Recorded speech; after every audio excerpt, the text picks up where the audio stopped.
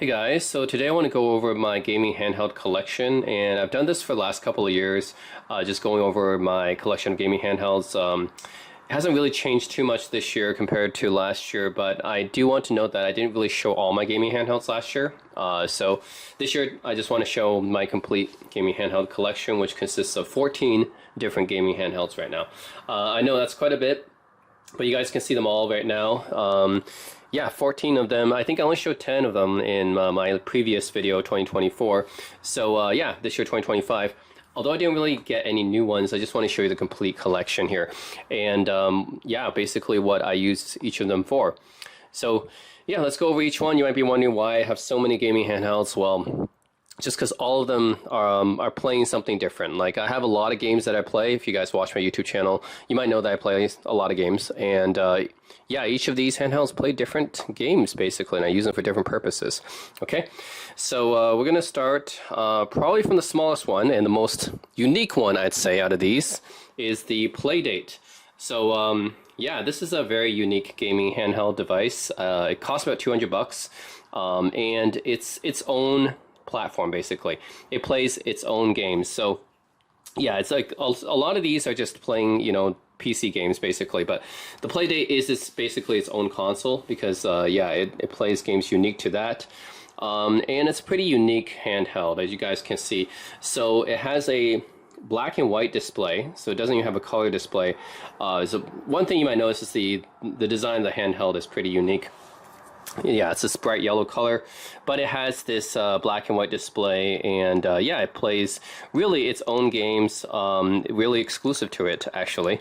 And when I bought this, I think it came with, it basically came with a bunch of games for free. So I didn't really pay for any of these. It came with all these games for free.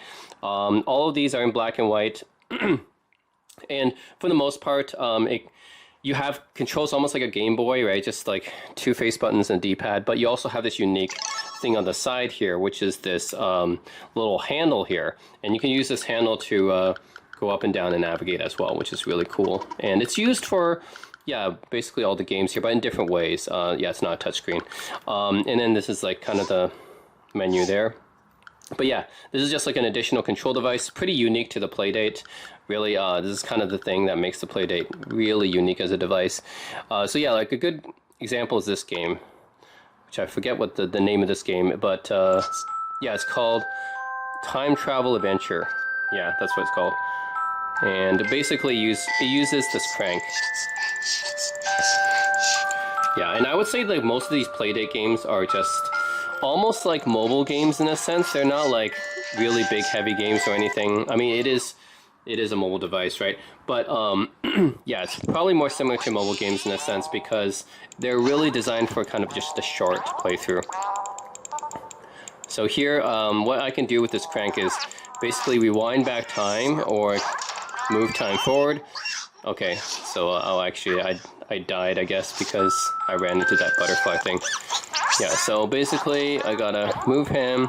He goes down to smell the flowers, and then no, I gotta do this so he bends down so he avoids this butterfly thing. Keeps going. And then oh. Okay, so there's things like a point I gotta stop. Oh no, it still hit me. Shoot. Oh, I think it's because I gotta like, yeah, there's a point where like I split my body open. I gotta. Okay, so this thing comes, I gotta bend down. It goes past. Okay. Then go here, and then I gotta split open. Yeah, just that, yeah, to avoid that. And then I meet the lady here. Oh, and she gives me like a pile driver or something. What's going on? Suplexes me? Oh, okay. Anyways, that was a date, I guess, whatever. I had to make it to our date, and if I don't make it in time, I guess she suplexes me or something.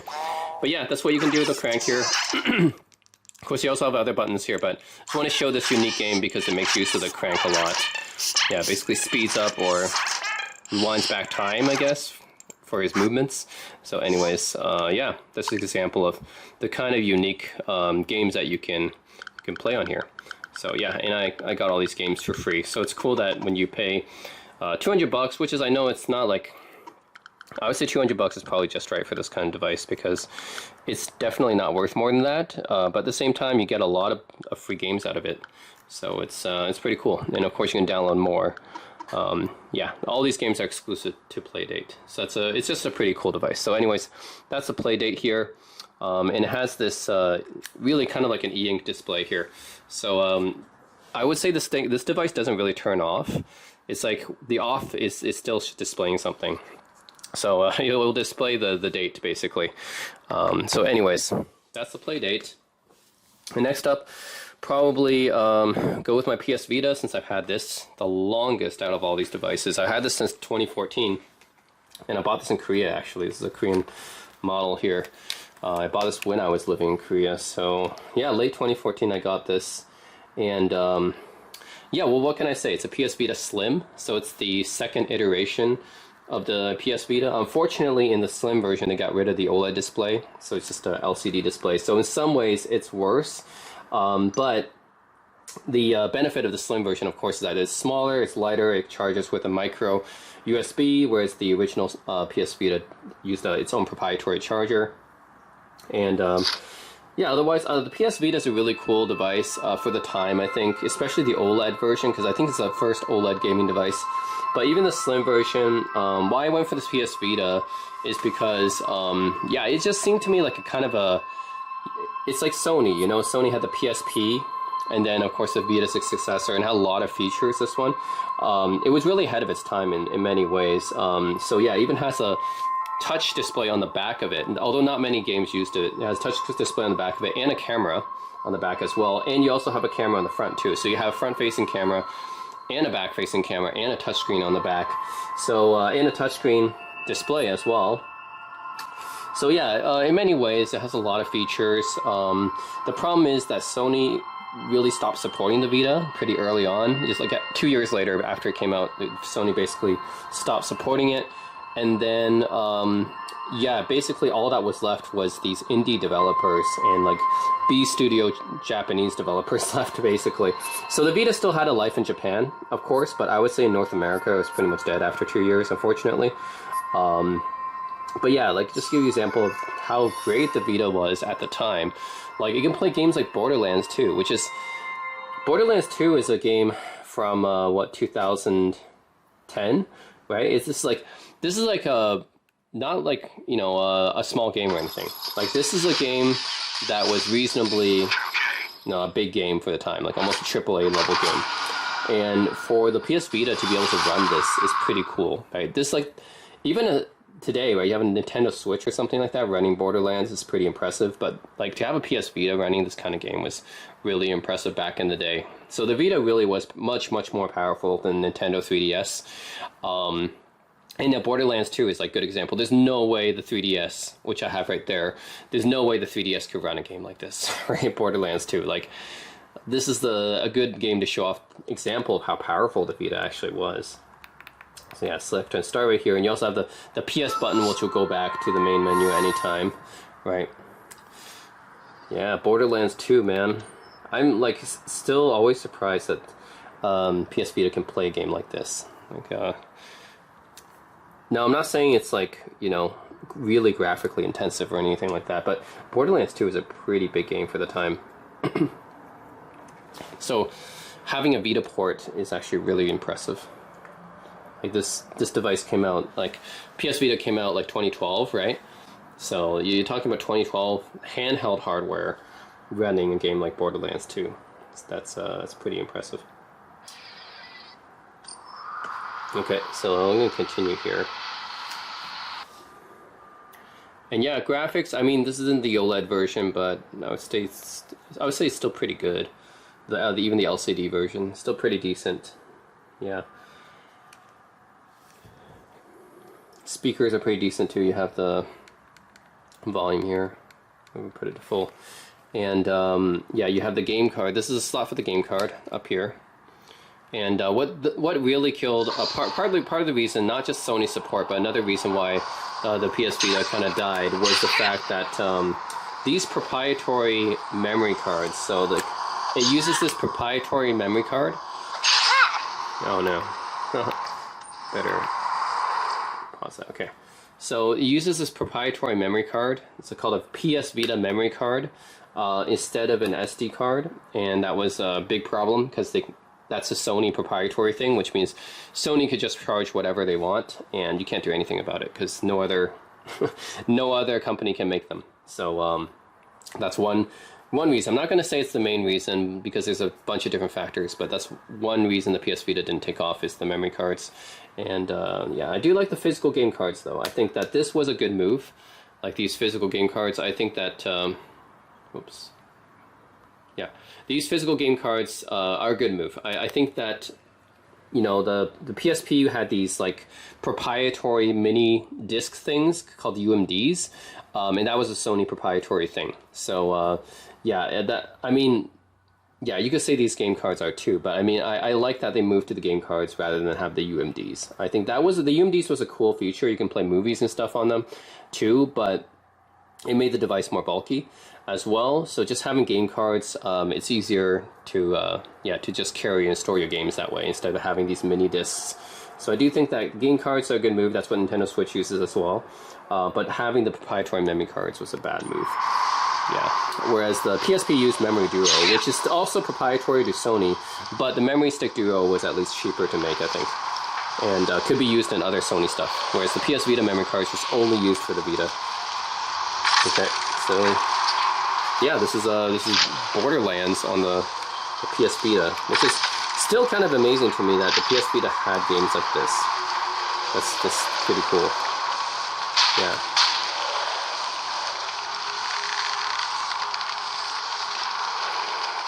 Over here.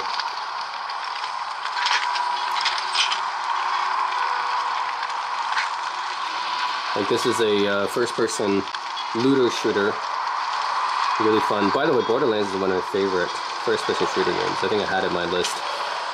Top 30 FPS games. Borderlands was definitely up there. One of my favorites.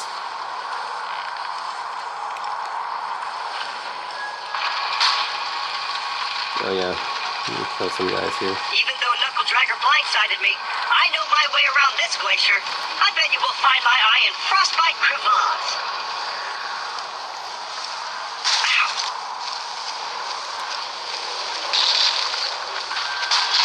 Stick close to the robot. He will help you get off this glacier and into the city of Sanctuary. That is the only place you will be safe. Yeah, anyways, it plays Borderlands 2, which is pretty cool. Let's see.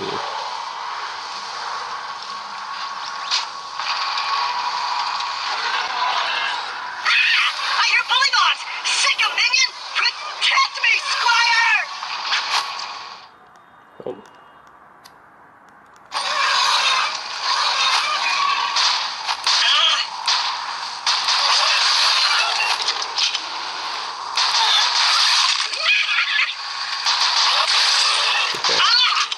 Anyways, yeah, that's this is Borderlands 2 running on the PS Vita. Pretty cool that the Vita can run stuff like this, and then I can just kill it like that. And this is the main menu for the Vita. Anyways, PS Vita Slim, pretty cool. Next, let's go naturally to the Nintendo 3DS, because really it's a competitor, right?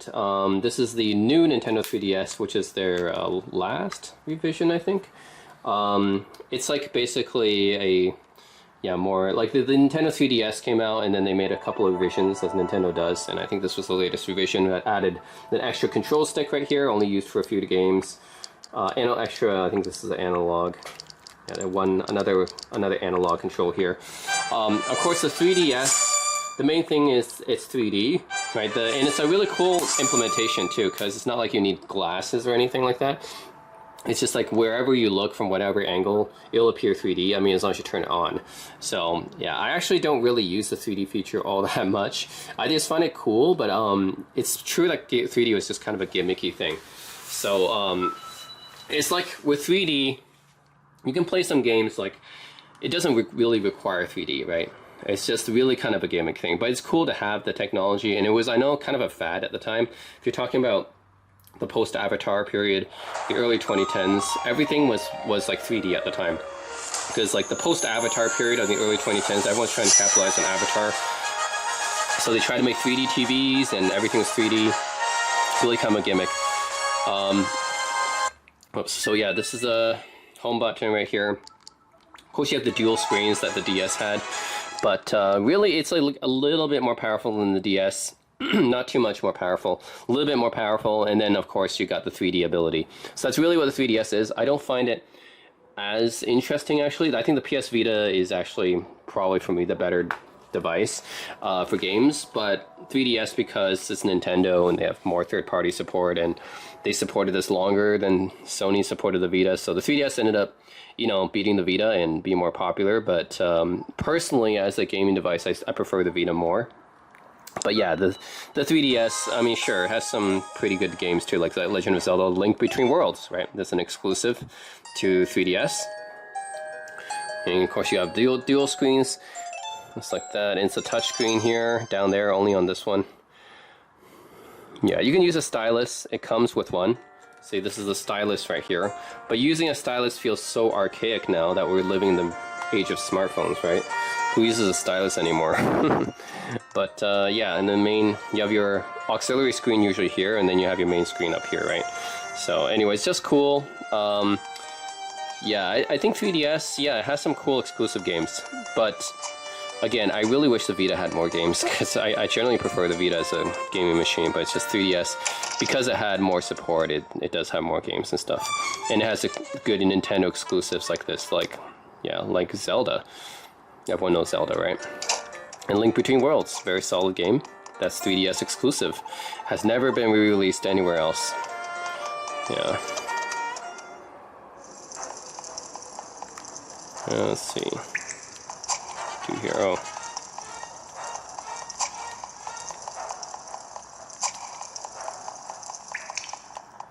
I think I might need to go somewhere else first.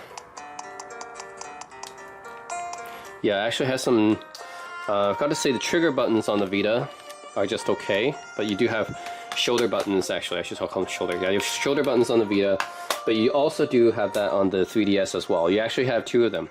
So you have two of them on the back of the 3DS.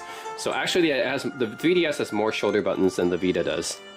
It also has a proprietary charger, which is something I don't like. I have to bring the Nintendo 3DS charger with me if I want to charge this. This is not like micro USB like the Vita is. It's yet proprietary.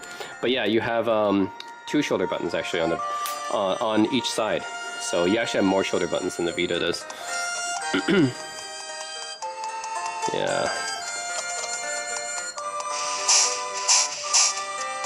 Anyways, this Legend of Zelda. Let's see. Yeah. Pick up the chicken. Aww, chicken's not there anymore.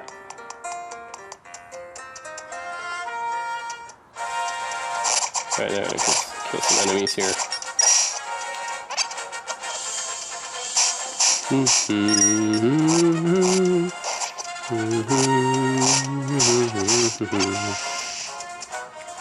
Yeah, this one doesn't do anything for this game. You have your main, select, just bring up the equipment here. And then D-pad just moves that around. You just mostly use the analog stick here.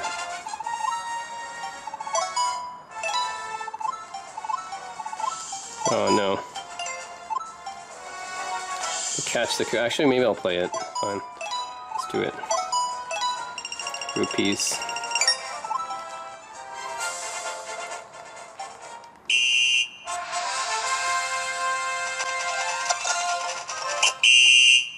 Oh no, I'm supposed to dodge them, right? Okay. Let's see. Let's see if I can dodge them this time.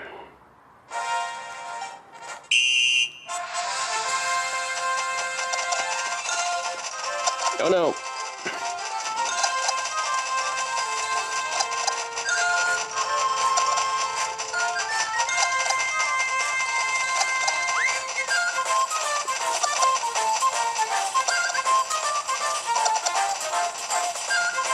Oh shoot.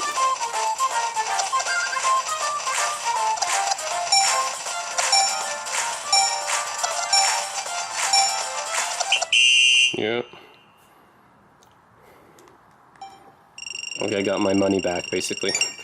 Anyways, yeah, Zelda Link Between Worlds here.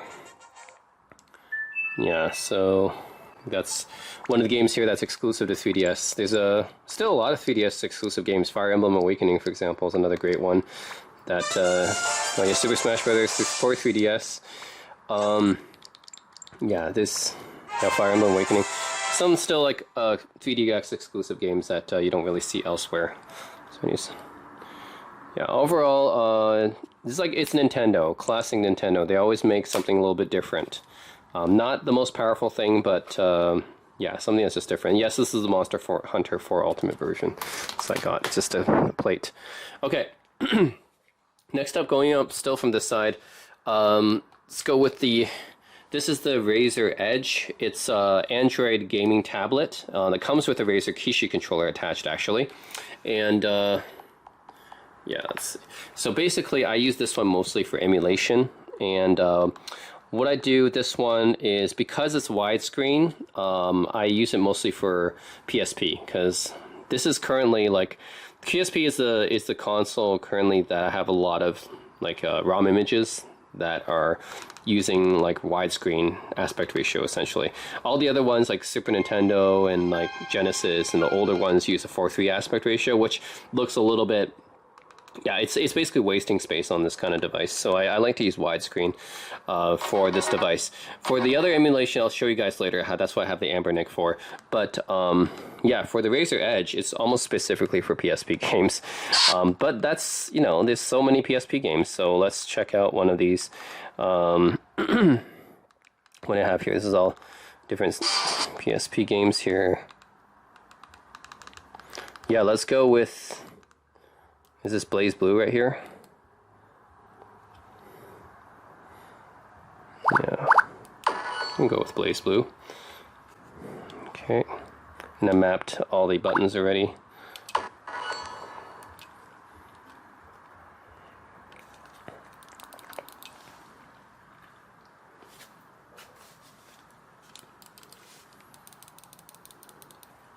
Yeah, so the Razer Kishi controller is pretty good. It's actually...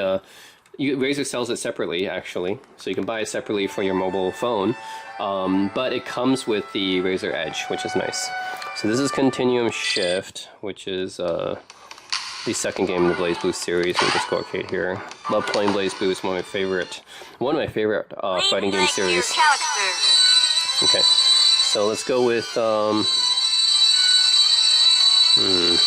right. Continuum Shift actually doesn't have that many characters to select. Oh no, I'll go million.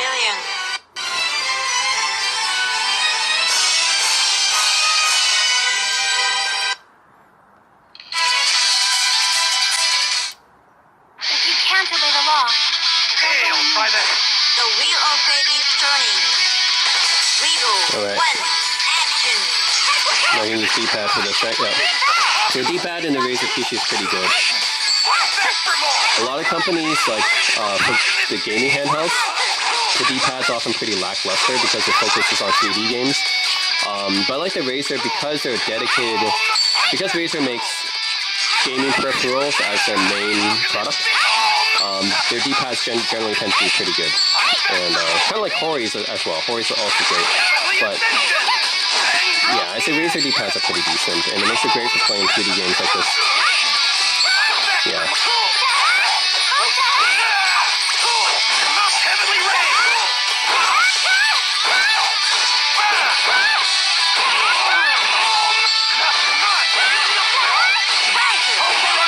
Ooh.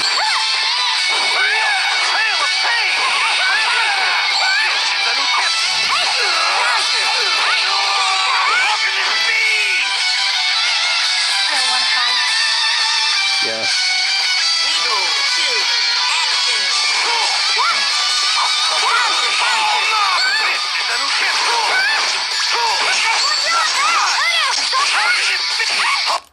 Okay. Anyways, yeah, I do like the Razer Edge for emulation. It's got a beautiful display. It's AMOLED. right? So yeah, it's a very powerful device actually as well. So why I like the Razer Edge is it's reasonably affordable to find. You can find one like in pretty good condition online. And yeah, like this wasn't a popular device, so a lot of people sell it. And yeah, it's got really good specs, good internals, very fast, powerful, good display, good speakers, and comes with Razer Kishi controller, which is a nice controller actually, right? Good face buttons, D-pad, yeah, shoulder buttons even are okay as well. So it's actually got triple. Yeah, it's got three buttons here actually. One shoulder and I guess two triggers. It's like I actually got like a little mini trigger here. So yeah, basically 3 buttons on. Come on. Yeah, 3 buttons on each side here, which is pretty cool. So it gives you a total of 6 buttons actually on there. And on the bottom you have a headphone jack and you have the USB-C charging. So yeah, anyways, I do like the Razer Edge, and of course it supports micro SD, so good for, you know, expansion, adding your ROMs and stuff in. But I pretty much use this exclusively just for PSP games because it supports the widescreen ratio. Now for the standard aspect ratio, 4:3 aspect ratio games, that's what I use my Anbernic for. And this is the Anbernic RG40V, XXV or something like that. Names are hard to remember, but yeah, this is from a Chinese company, Anbernic, and this is like 80 bucks or something. It's, yeah, so Razer Edge I think I got for like 200 bucks. This is like 80 bucks, and it came with a lot of built-in ROMs already. So if you guys are just looking for something that's a really good deal for emulation, any of the Anbernic stuff is good. Like you'll find less than 100 bucks, you get one of these gaming handhelds. Pretty decent quality. It comes with a lot of built-in games. So what I like this one, they make a lot of different devices, but what I like this one is that it has this Game Boy form factor, which for playing like standard aspect ratio games is fine for this Game Boy form factor, good for playing retro games. And also has this one analog stick, just in case you need it. Like if I play Dreamcast games, for example, some PlayStation games, it might use the analog stick, so that's good. Has 4 trigger buttons on the back here, in case I need those. Has a HDMI, mini HDMI out for output to TV, USB-C and a headphone jack there. Micro SD slot, of course. That's for adding additional ROMs and stuff. Yeah, pretty good. And a reset and power there. Actually, it's 2 micro SD. Yeah, it has actually 2. It has another one here, so another 2 micro SD card slots. Actually, really cool. One for storing the operating system, and then one for games. But you can store more. Yeah, basically ROMs on both. So let's see. You can go RA game here. This is, so you can select. See, you can put games on either one of these. So I actually put. This one is actually the built-in one, so I just added my games to number 2, and then it puts them in folders here. So. You have a lot of different devices here you can choose from. As I said, this is mostly for the standard aspect ratio games that I have, the 4:3 aspect ratio ROMs, which means that these are just really like 90s. Yeah, all these are like 90s gaming consoles that I have. So let's try something like Super Nintendo because it's so classic. And then you have all the games here. Now, one thing I don't like is that the search functionality is not. I mean, it does have searching functionality, but yeah, it's not that great. So. Anyways, if you have a lot of games here, I think I just might have to just scroll like this. Yeah, scroll in. There's so many ROMs here. Let's see. No, not Bubsy. Let's see if anything good comes up here. Castlevania 4? Yeah, why not Castlevania 4? That's a good game. Let's go with that. Okay. And this display is pretty good. I mean, it's not OLED or anything, it's just IPS, but it's a pretty decent display for you know, how much you pay for this device. I would say worth it. The D-pad's pretty decent too. I mean, for a device like this, for playing retro games, you need to have a good D-pad, right? So Anbernic supports, there was a pretty decent D-pad there. And yeah, you also have, you know, let's take, okay, start here. Castlevania 4. One of the great 2D platformers of its time. Oh yeah, look at that. Okay. Yeah, oh yeah, classic.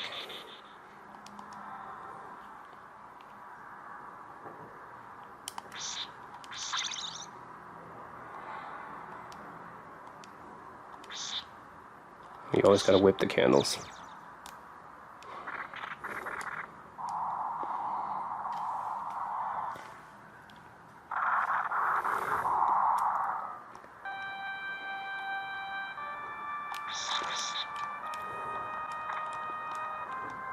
Classic Castlevania gameplay here. Still one of my favorite Castlevanias. I think a lot of people like Symphony of the Night, but for me, I really do think Castlevania 4 is like peak Castlevania.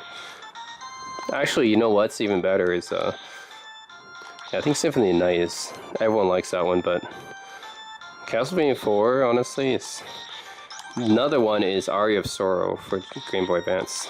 That's just up there with Castlevania 4 and Symphony of the Night, in my opinion. I think that's the trifecta of great Castlevania games is Aria of Sorrow, Castlevania 4, and Symphony of the Night. I think all three of those are great. But, yeah, it can't be Super Castlevania 4, one of the great Super Nintendo games.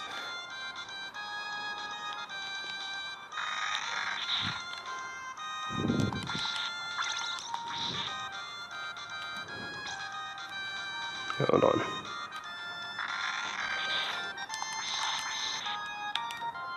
Oh, I like how they just explode when you whip them.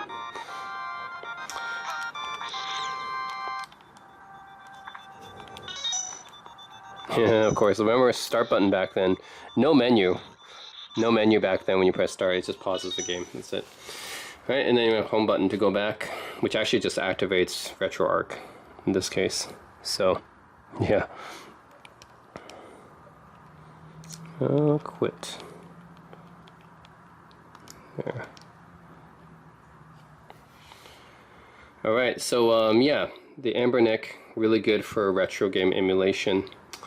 I use this for pretty much all, like, any of the 90s consoles I need to emulate. That's what I use this one for. But then if I would like have widescreen stuff like PSP, then that's what I use the Razer Edge for. The Razer Edge, of course, is way more powerful. Better display and better speakers and everything. But the Anbernic is decent. I mean, for like $80. And it comes with a bunch of built-in games. It even has Bluetooth. Pretty good. Yeah, the D-pad's very solid for what it is. I forgot to say, like, the D-pad and analog controls on the PS Vita are just okay. I mean, could be better, but it's just okay. And 3DS D-pad, yeah, I mean, the analog stick on the 3DS sucks, honestly. It's like really not good for the, like, all it can do is just, you know, it's not even like a proper analog stick. Doesn't have like the stem. So yeah, forgot to mention the analog stick on the 3DS sucks. D-pad's okay and the face button's okay. PS Vita analog sticks are definitely better than the 3DS, but still not great, but like better. And the D-pad's also okay too, and the face buttons. I think I actually like the face buttons on 3DS better than the Vita. It's a little bit, yeah, not quite as good here, but anyway, it's okay. I actually like the Anbernic D-pad and the face buttons and the analog stick. I think all of these are great, actually, for the Anbernic, especially for this price. It's really solid. And of course, the Razer Kishi, I think, has the best out of all of them. It has the best analog sticks, D-pad, and face buttons out of all of them. It's a dedicated controller, so that makes sense. And the Playdate, yeah, D-pad and the face buttons on Playdate's not great. They're just okay, but it has the crank, so that's really cool. The Playdate's just kind of like a very niche device. Yeah. Anyways, next up, let's go with the GPD Micro PC here. So the Micro PC is by this, you're going to see a bunch of GPD devices in this video. They're a Chinese company that makes gaming handhelds and UMPCs and netbooks and stuff. So essentially this is a very small netbook. It's actually very impressive for the size. Like it just fits in the palm of my hand. And it has so many connective ports. Like the I/O is just incredible on this thing. Like you have serial port, full-size HDMI, 2 USB 3.0, and then USB Type-C and full-size Ethernet. Also another USB 3.0, micro SD, headphone jack. Like the fact that they fit all this on a device that fits in your palm is amazing. And then you open up the device, and it's actually really unique. So yeah, you got trackpad here, left and right buttons, click buttons, scroll button as well in the middle, like a middle mouse button. You have a fan on off. Keyboard layout's very unique. So yeah, so anyways, I use this device mostly for playing point and click adventures. So I just found, like, for point and click adventure games, this is one of the best portable devices for playing it. So the thing about point and clicks is that most of the time they don't actually support controllers well. So you might be wondering, I have all these devices with controllers, right? So point and click adventures, because they rely on the mouse and keyboard so much, yeah, a lot of them don't support controllers well. And that's where I found like, oh, well, this device is a really good layout for point and click games, because you have this trackpad here. Yeah, so you have trackpad here, basically to point, and then you have the click right here, and you can basically just do it with the palm of your hand, right? So and then you can also type too. So there's actually mostly two types of point and click adventures. One that require the keyboard a lot more because they have text parser systems. Those are the older 80s ones. And then the 90s ones, which are true point and click, which you know, you use a mouse for. So yeah, for the 80s ones, you know, you can always type down here with your thumb for the text parser. And then for the 90s ones, yeah, that's when you have yeah, the trackpad and system here for. Anyways, I have a bunch of point and click adventures here. I'll set up. Let's check one out here. I have a lot here. Let's just see which ones good. Oh, it's not just point and clicks. Actually, I have a lot of just retro games here in general. Okay, let's go with the LucasArts one. This is called The Dig. Let's go with that one. It's pretty good.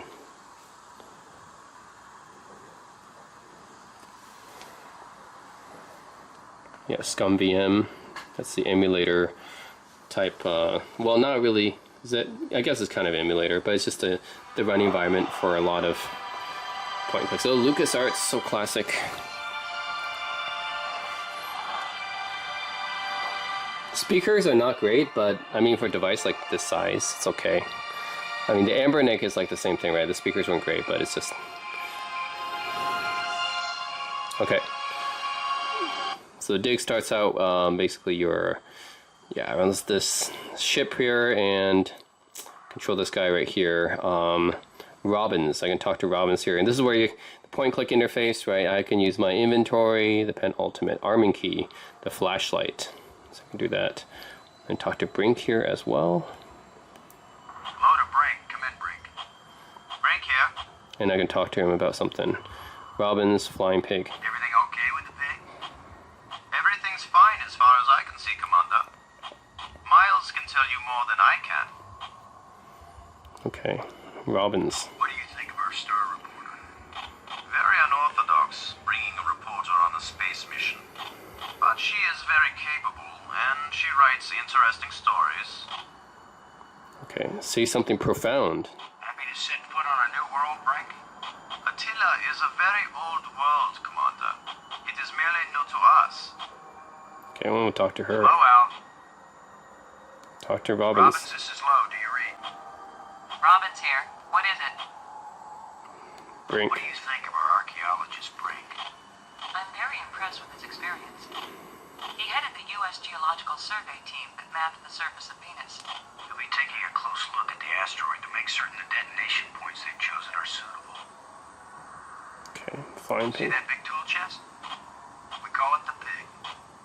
I've logged 100 hours working with every tool in the pig, Commander Lowe. Ask a question. Anything juicy for your first article? I'm not writing my article right now, Commander Lowe. Huh. Have you looked up at the Earth yet, Robins? Oh, is that big blue thing the Earth? Yeah, let's stop talking. Hello, Al.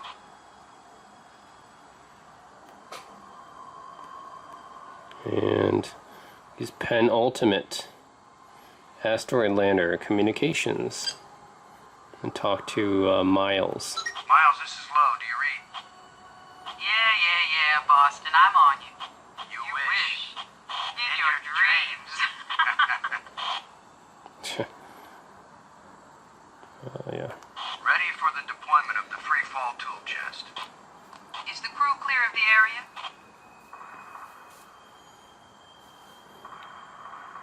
Crew is clear. Proceed.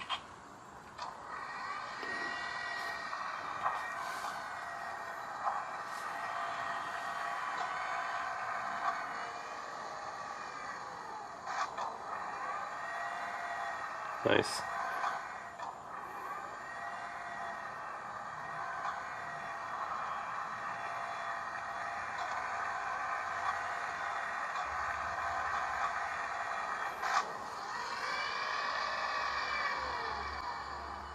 Everything fine with the pig, Cora? Looking sweet, Boston. You just be good to my baby. Huh. All right.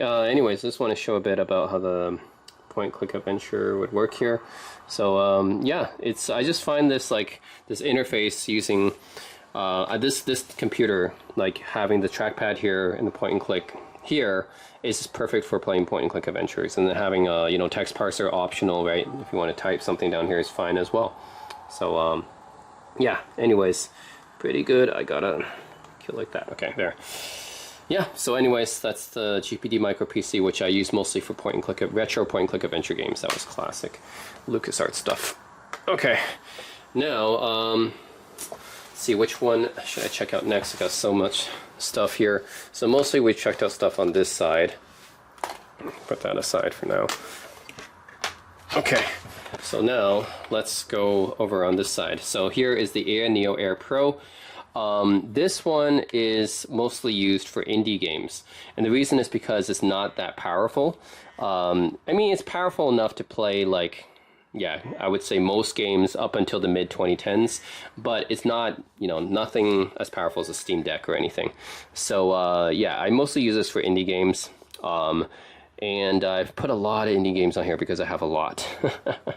So anyways, filled this up here. Yeah, it's filled up.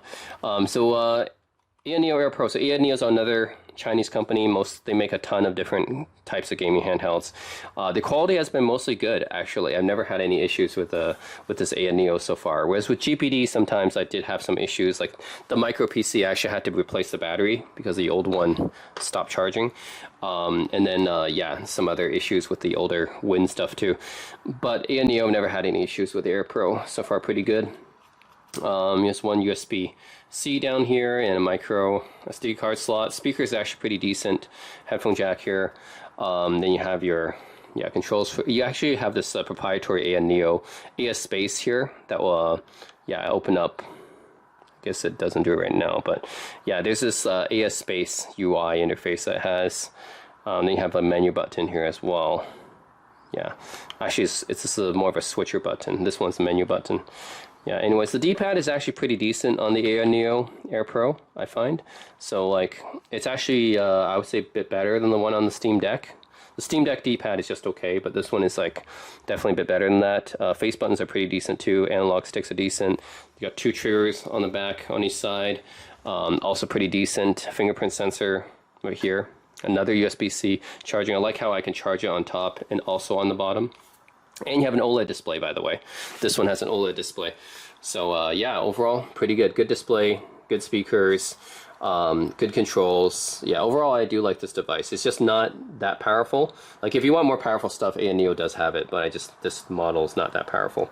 Anyways, I mostly use this for indie stuff. I think there's just, like, too many games here. Let me see if I can... Okay. So let's check out the Mummy Demastered. All right.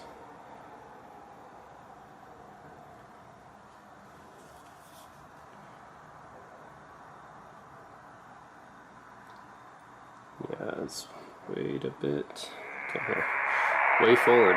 Hey, they make a lot of good retro style indie games. You can tell the speaker is actually pretty decent for a device like this. Anyways, this OLED display is really nice. I love that.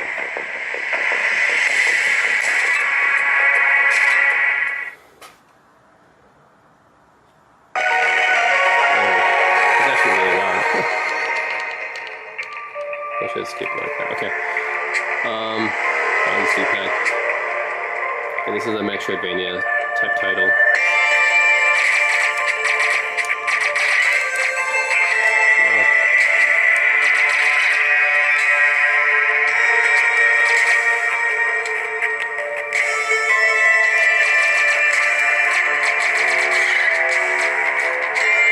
Yeah, this device is really good for playing indie games.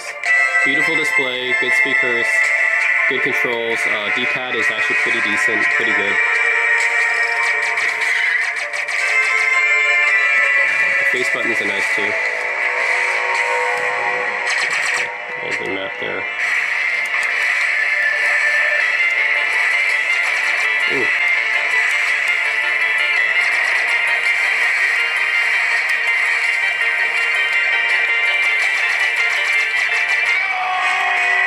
Darn it.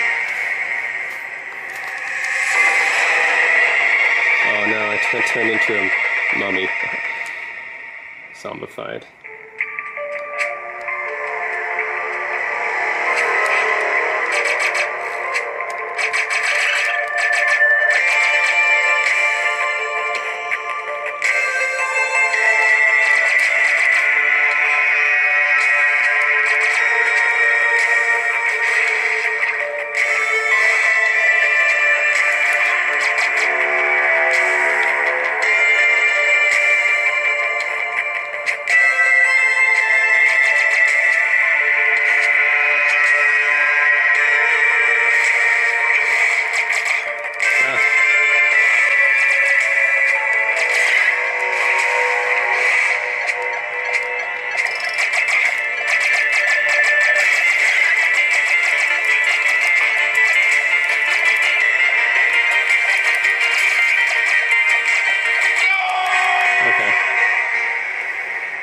Anyways, yeah, this is a example of one of the many indie games I would play on here, and it's really good for 2D stuff, I would say. You can play like some 3D stuff too, but I mostly use this for like, yeah, indie stuff basically. Retro 2D or even like some indie games with like, you know, just cartoony visuals. That's what I'll use this for.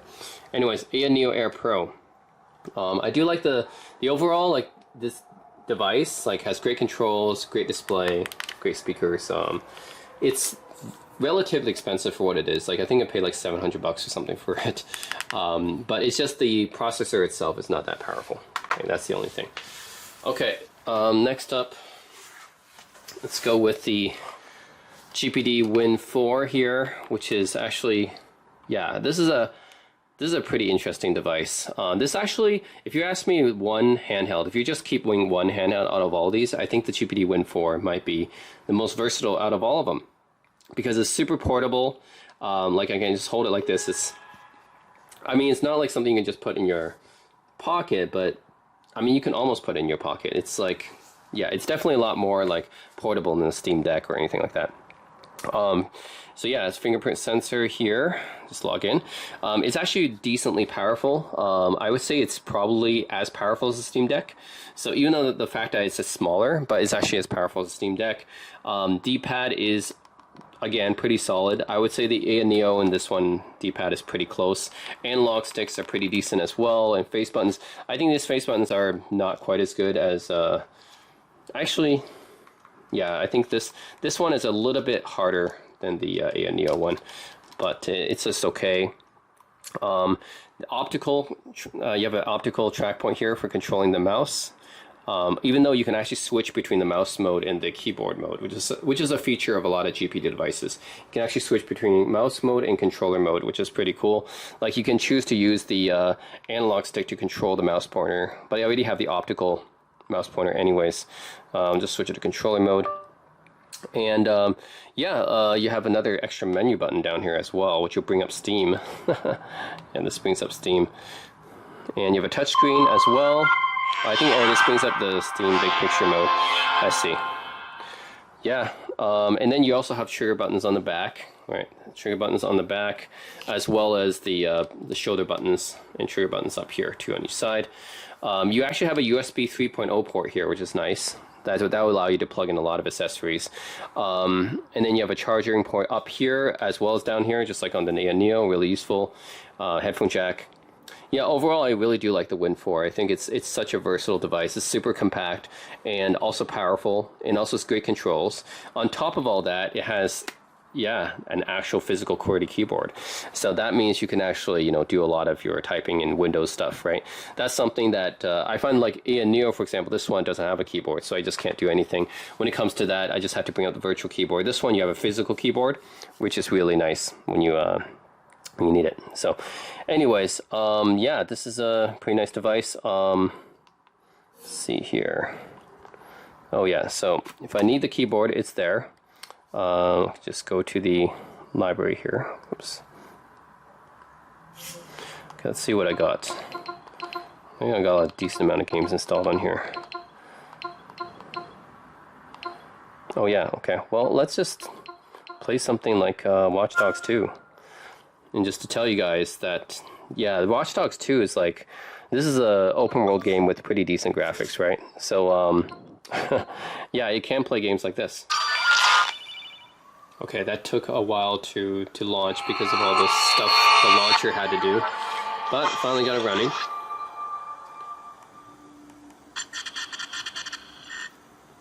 Okay, let me show you guys. Watch Dogs 2 running on this, okay.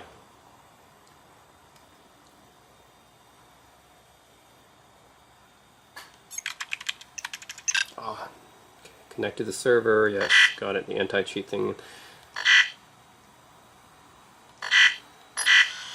Okay, there, continue.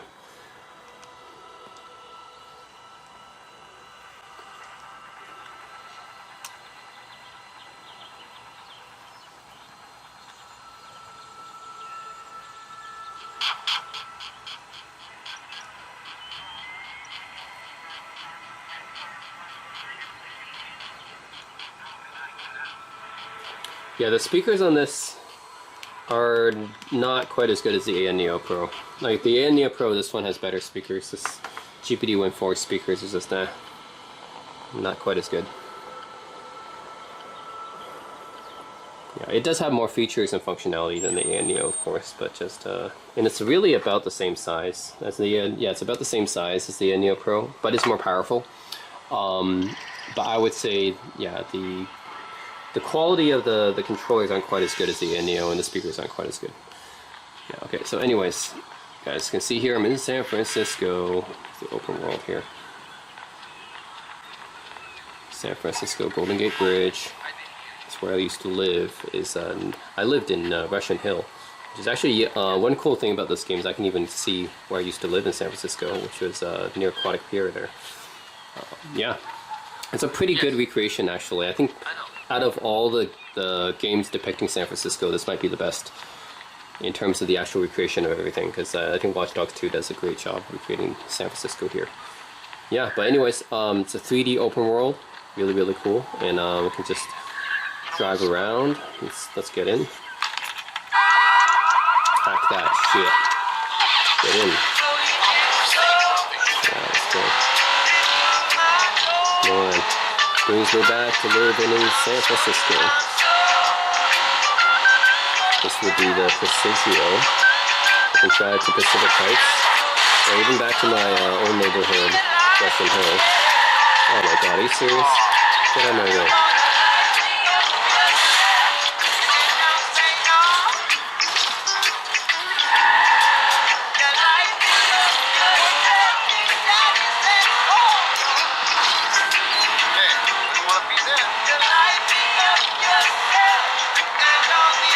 Yeah, it looks really good on the GPD Win 4. It runs really well. And like I said, this is a big open world game. Like, you're just running around in San Francisco, right, here in this game. So it's a nice big open world, all in like decent graphically pretty decent. And GPD Win 4 runs it fine. So it just shows you the graphical capabilities of this device is definitely a level higher than the Ayaneo Pro.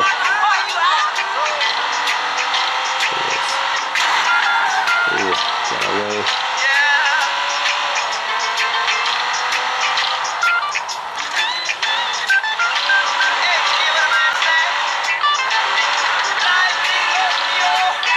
That's a cemetery. I've never been to a cemetery in San Francisco. Did not know there was one there. Whoa.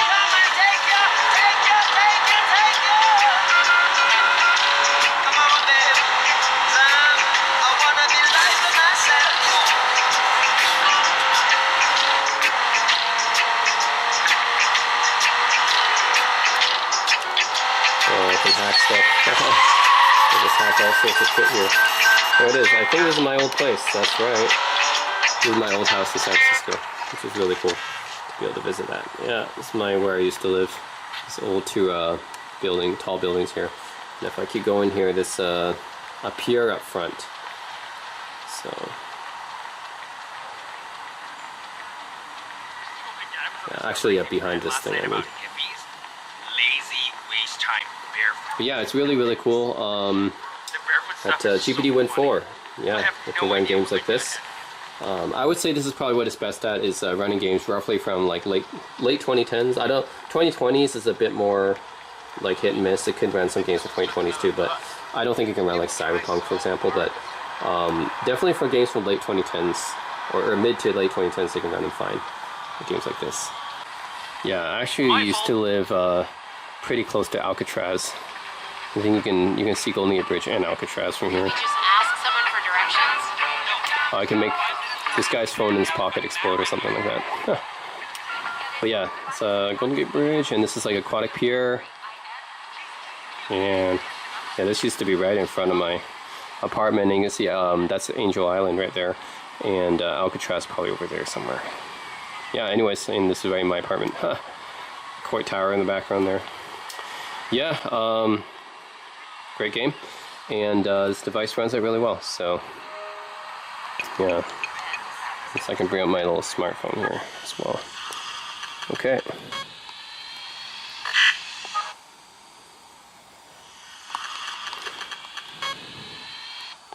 So yeah, that's GPD Win 4, guys. Pretty like deceptively powerful for the size, I would say. Like, yeah, this thing can run like most of the mid to late 2010s games, I would say. So yeah, but what's cool about this one is it has a slide out keyboard, which you have this physical keyboard if you need it, which is really cool. And yeah, decent controls, not like the best, but decent controls here. And yeah, overall display's okay, not the OLED display of the end. It's not OLED like the Ayaneo is, but it has a decent amount of power. So that's yeah, that's, you know, why am I getting so many? Yeah, that's pretty surprising about it. This is size, right? It gets a decent amount of power out of it. Yeah. Anyways, and you can switch between controller mode, right, and SD card mode. Oh yeah, there's of course the SD card slot right here on the side. Yeah, only thing about the Win 4 is the fact that this device is fairly expensive. This costs like $1,000, I would say. Yeah, which is pretty expensive. But it is a very unique device, right? Because you do have a decent amount of power in a very compact size, and then you have that slide out keyboard here. So yeah, definitely you're paying up for that. So yeah, that's Win 4. So, done with those. Okay, so now out of what's left, I would say, I think everyone knows this one, right? This is the Nintendo Switch OLED, actually. So, but I have different controllers on it. So this is the Hori Pad Compact, made by the Japanese accessory company Hori. Reason I have this is because, well, it just feels a lot better than the Joy-Cons. I mean, the Joy-Cons are like, they're the default built-in controllers. Like, they're acceptable, but they're not great. So anyone who's used the Joy-Pads know that it's not really great. Like, it has a good amount of features, right? You can use them as its own controller, and when we do multiplayer, it's nice. But as an actual gaming device, yeah, it's like the Hori Pad is way better. It's got a way better D-pad. Like, the D-pad and the Hori Pad is probably one of the best that I've experienced. And the analog sticks is very good. Face buttons are really nice and big, easy to hit. Same with the trigger buttons, nice and big, easy to hit. Yeah, and then you got additional buttons on the back here as well. You got turbo actually functionality on here as well. On each pad, actually, each side, you got turbo functionality. So anyways, yeah, let's check it out. So the Switch OLED, I don't have the Switch 2, by the way. I don't intend to get the Switch 2 until they get actually a good amount of games for it. But I feel like right now, at launch time, is not a good time to get a Switch 2 right now. And plus, the Switch 2 doesn't have an OLED display. And I think that's something that most people probably noticed, right? why did Nintendo not go with an OLED display for Switch 2? Obviously because they're going to sell a Switch OLED, Switch 2 OLED version later on. So yeah, that's pretty obviously the reason why they want to make more money. That plus Switch 2 games are really expensive, so I don't see really good reason to get a Switch 2 right now. Not many games for it, and it's really expensive. And doesn't really have an OLED display either, so... Anyways, let's go Lunar 2 Eternal Blue Remastered here. I think this was the last game I was playing on my Switch. Okay, yeah, beautiful OLED display here on the Switch OLED, and plus I think the speakers got a little bit better on the OLED version. So I can increase speakers to full. Yeah, speakers are a little bit better on the OLED version. Another thing I really like on the OLED version is this full kickstand right here, because the original Switch only had like this tiny little flimsy thing. So I like that the Switch OLED has this full kickstand, and of course you got the micro SD card slot there. So I really do like that. But yeah, the Hori pad makes it really easy to play games like this. The D-pad's so good on it.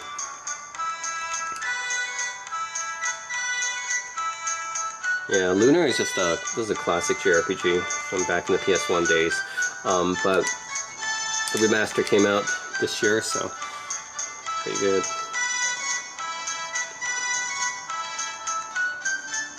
Yep.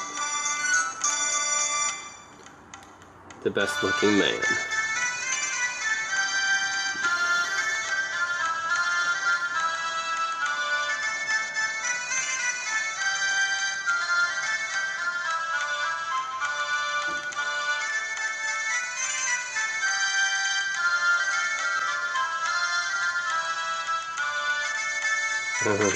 Right, we can't leave because of Lucia.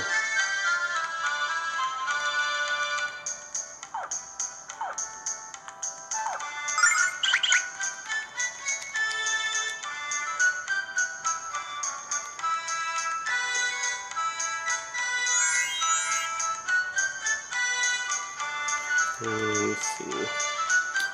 Oh, this is actually started here, right? Well, actually, I guess it doesn't do anything here.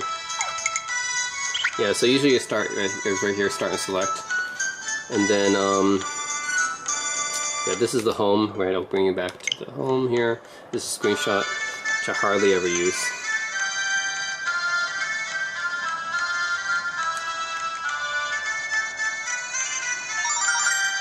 It's a picture of Lucia. Oh, he did put up a picture of her. Ooh, nice. Look at that. Oh, nice picture. Okay. Yeah, anyways, Lunar 2 Remastered for the Switch. I don't think we can do any battling here because we're not in an area where we can do battling. But, because right now we're looking for this girl. Yeah, this goddess girl, basically, we're looking for. But yeah, anyways, everyone knows the Switch, right? The Switch OLED is still, yeah, what I go with. And, yeah, I still don't really see a need to get the Switch 2 for now. I think the Switch OLED is satisfying for now, for me. So yeah, and especially with the Hori split pad compact, it's really nice. I think, if you were to ask me the original Joy-Cons, yeah, not that great, just in terms of the gaming controls. But now, with the split pad compact, yeah, these are the best out of all these. Out of all these devices, the split pad compact is probably the best in terms of the actual gaming controls. Okay, next, let's see.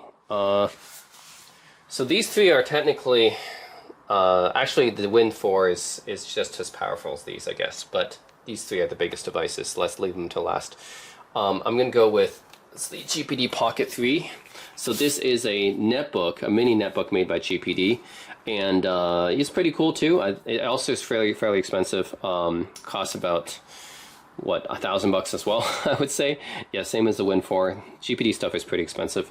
But yeah, what you get here is you get so you get headphone jack here, 2 USB 3 on the side. You get full-size HDMI, USB-C on the side. On the back, Ethernet, full-size, and you get a module actually that you can switch out for other modules. But here I actually have HDMI in and another USB port. So input actually, this is a pretty cool thing because you can actually like hook something like a game console up to this, and I've done this in my review video of this thing. You can actually, anything that has an HDMI out, you put into here, and then you can actually use the software on this to kind of display it. So you can actually use this as a monitor, which is really cool. So yeah, and then this is what it looks like. It's basically a pocket netbook, like a bigger version of the micro PC I showed earlier, but this is more like a standard keyboard-ish layout. You do have the trackpad here and the left and right click buttons and the scroll button here, just like on the micro PC. So essentially almost looks like a bigger version of the micro PC. But yeah, it's a little bit more powerful than the micro PC. Also the display here is of course bigger, but it can also swivel. So it swivels and then you can fold it down flat like a tablet. And this being a touchscreen as well, and also has a webcam. So there are some things here, of course, that has over the micro PC. So this being a convertible is pretty cool. And I mostly use this for playing visual novels. So I use the micro PC for point and clicks, and this can also be used for point and clicks too, but I use this for visual novels just mainly because of the convertible form factor and the touchscreen. So let me show you, I'll show you guys what I mean by that. So this has a fingerprint sensor as well. Okay, anyways, yeah, this thing does have a fingerprint sensor though. So yeah, I'm gonna put a bunch of visual novels on here. Let's go with, let's see.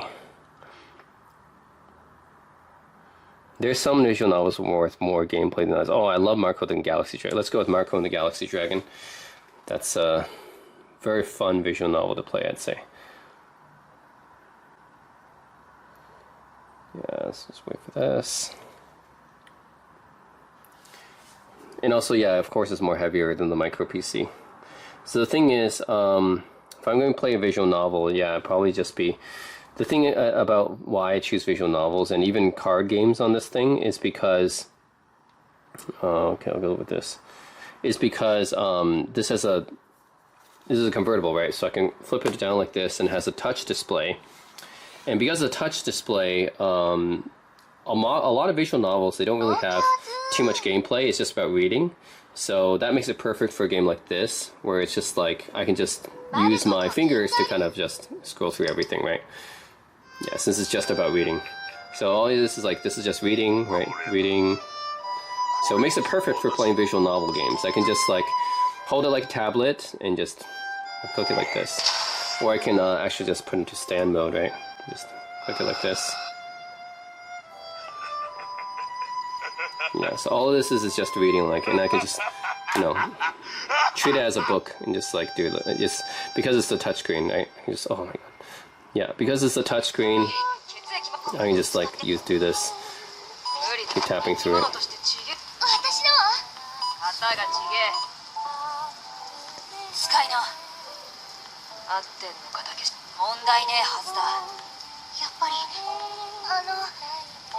命はある。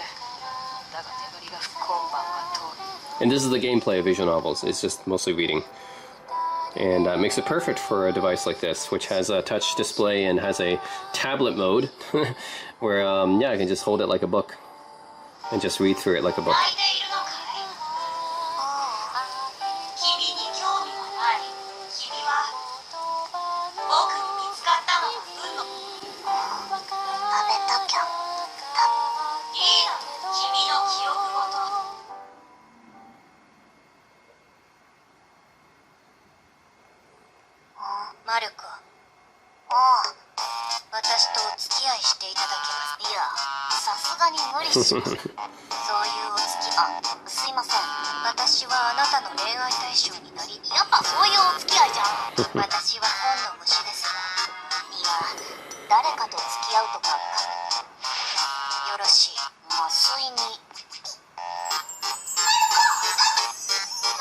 Yeah, this is a pretty fun game.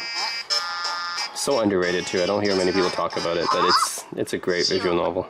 It's just, it really doesn't take itself seriously at all. Very, very fun.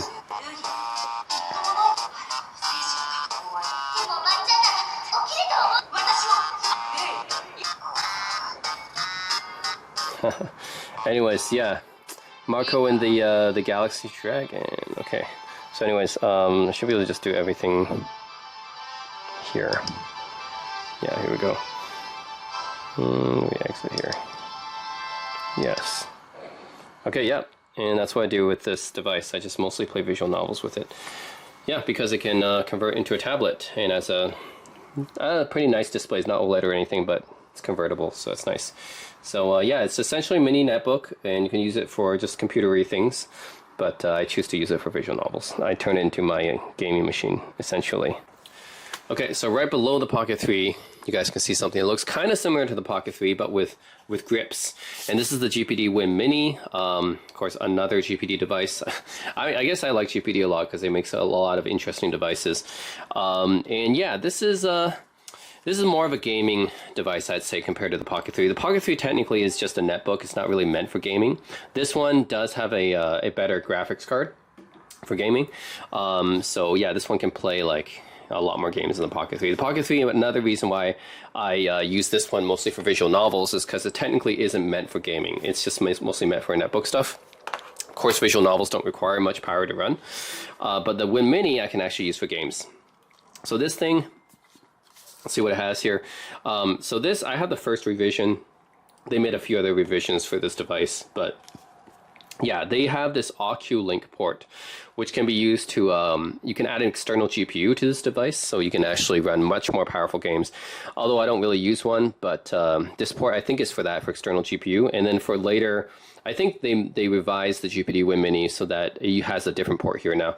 But I had the first revision because I was a Kickstarter backer or Indiegogo backer, so I have this one on the first revision, which is, yeah, kind of a useless port for me because I don't really use it. But anyways, it's there. And then you have micro SD, headphone jack. You have the switch, as GPD always has on their devices, between the mouse and the controller mode. Double USB-C ports there, and then you have the shoulder buttons and yeah, shoulder buttons and trigger buttons on both sides here, which are just, again, okay. They're not like great anything, but they're just okay. And once you open up this device, then yeah, you guys can see that essentially it's a shrunken down version of the GPD Win Max, which yeah, another GPD device basically. You have a trackpad in the middle here, and then you have a D-pad, pretty much the same D-pad that you have on the Win 4. So it's not great, just okay. The analog buttons here, which are again just okay, and the again, same buttons here, face buttons is on the Win 4. So again, just okay. The controls on GPD I find are generally not as good as that on the Steam Deck or on the Ayaneo. And then you have a very small buttons here, select and start, very, very small. Menu, L4 and R4 are down here, and they have a full keyboard here. And then, yeah, what's also cool is that you can add grips here. So I did add grips, but this is something that you can swap out. You can actually remove the grips, and it'll just be like the Pocket, basically, just a more flatter laptop-looking device. So yeah, for the Win Mini I have, it's not quite as powerful as my Win 4, and that's just because I didn't choose the more powerful version, actually. So that's kind of my own problem. But yeah, I actually, when I backed this on Indiegogo, I chose the lower spec version. So it isn't quite as powerful as my Win 4 is. So therefore, the games I play in this one are mostly like, I would say late 2000s, early 2010s, or actually games that don't have controller support. So because GPD devices, they have this switch that lets you switch between the mouse and controller mode, that means they can actually play games that don't have controller support, because they can just go to the mouse and keyboard mode instead. So yeah, any of the older games that don't have official, you know, like X input or D input support, I can put on this. Or just, yeah, late 2000s, early 2010s games, because about what it can play. A lot of these Japanese RPGs actually can play fine too. So example would be like, say, yeah, like Senran Kagura Peach Beach Splash is a good example. I can play that one. Yeah, that's probably the level of games I would play on this, is something like this. Yeah, some of these cartoony Japanese games. Either JRPGs or games like this. Should just switch to, yeah, it's in controller mode right now.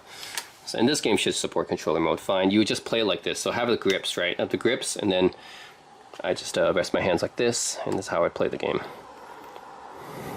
Okay, let's go. I think it's a 2017 game.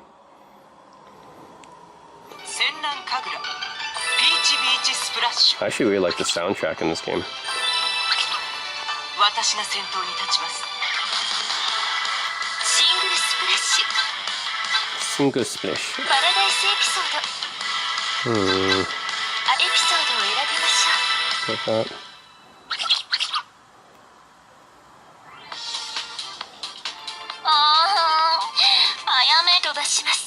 Yeah, let's get straight to the water gun fighting here.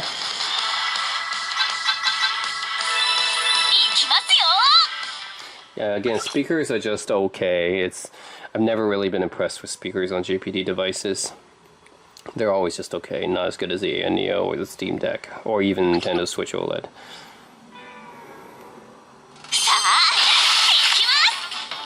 Okay. Oh yeah, on water gun fight time.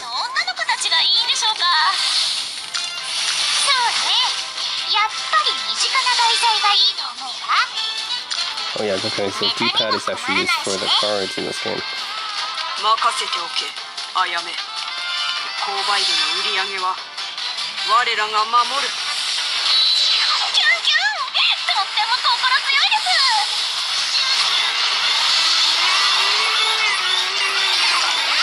Oh no, low water. Oh shit. Pump it up.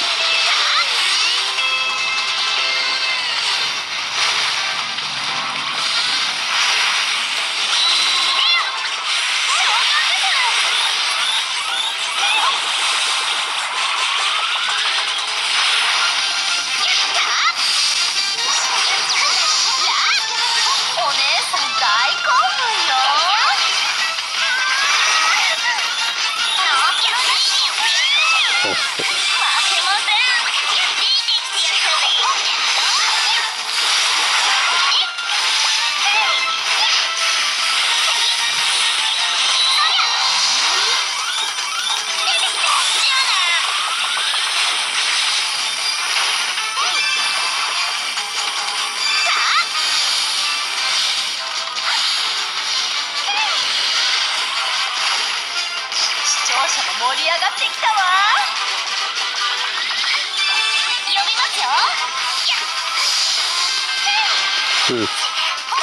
Come on. Oh.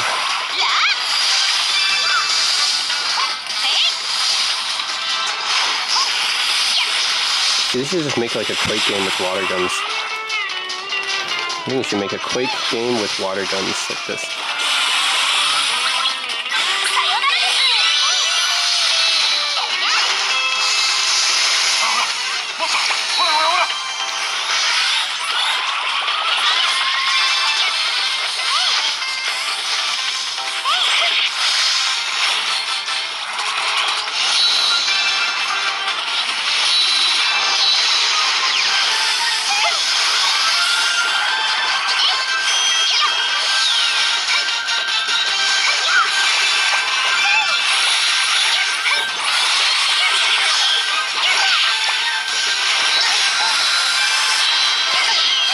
Oh shoot, hitting me with the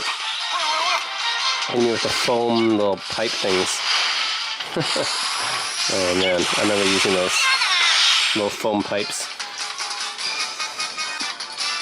Okay, that's actually a third-person shooter, believe it or not. I mean, it is, right? You just use water guns and stuff.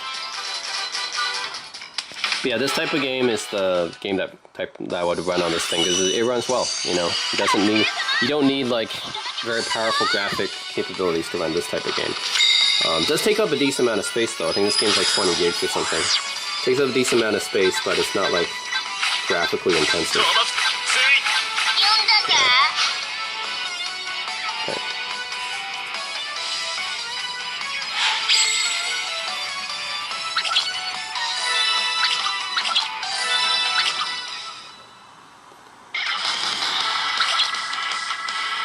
Alright, so yeah, it's 7 cover our Peach Beach Splash here.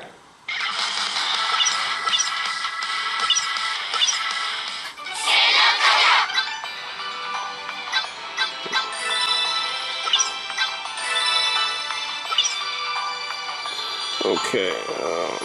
Yeah, also this thing is a touchscreen as well. So yeah, I technically can use it for, you know, visual novels or anything like that that might benefit from that too. But yeah, anyways, GPD Win Mini here. I mostly use this for games that could require, actually just any of the games that don't really, I don't put on any of these other things, just the leftover games I can put on here, I guess. Because it has a decent amount of power, it doesn't have as much power as any of these devices, or the Win 4. Yeah, it's, other than that, it's okay. It's still a little bit more powerful than the Ayaneo that I have. So yeah, it can play still like most games at low level settings or medium level settings, I would say. And because it has still this full QWERTY keyboard and the mouse and keyboard mode on this thing, it can play most games actually. So, but I don't know exactly like what are the best games to put on here. It just happens to have the leftover games that I didn't put on any of these other devices actually, because I tend to put the most like intensive games on these three and the Win 4, and then any leftovers after that, I would probably put the indie games on here, the Ayaneo, and then the rest go on the Win Mini. Anyways, yeah, let's go with the bigger devices here now, okay? So, actually, these are probably the three devices that most people who are into PC gaming handhelds would know about. So you have the Asus ROG Ally, the original Ally, not the Ally X. And then you have the Steam Deck OLED here. And then you have the Lenovo Legion Go here. Yeah, Lenovo Legion Go, which is the biggest out of all of them. The Steam Deck OLED and the Asus ROG Ally. The Asus ROG Ally is technically the smallest out of them. It's like just a little bit smaller than the Steam Deck in length. So let's go with this one first. And yeah, the ROG Ally is probably, I would say, out of all these devices, almost the easiest to get, because like Steam Deck OLED is actually really popular, so they get sold out a lot online. But people sell this ROG Ally like, if you go on Facebook Marketplace, you can find them really cheap. And I got this for just like $300 US. Like it's like half price what it was launched for originally.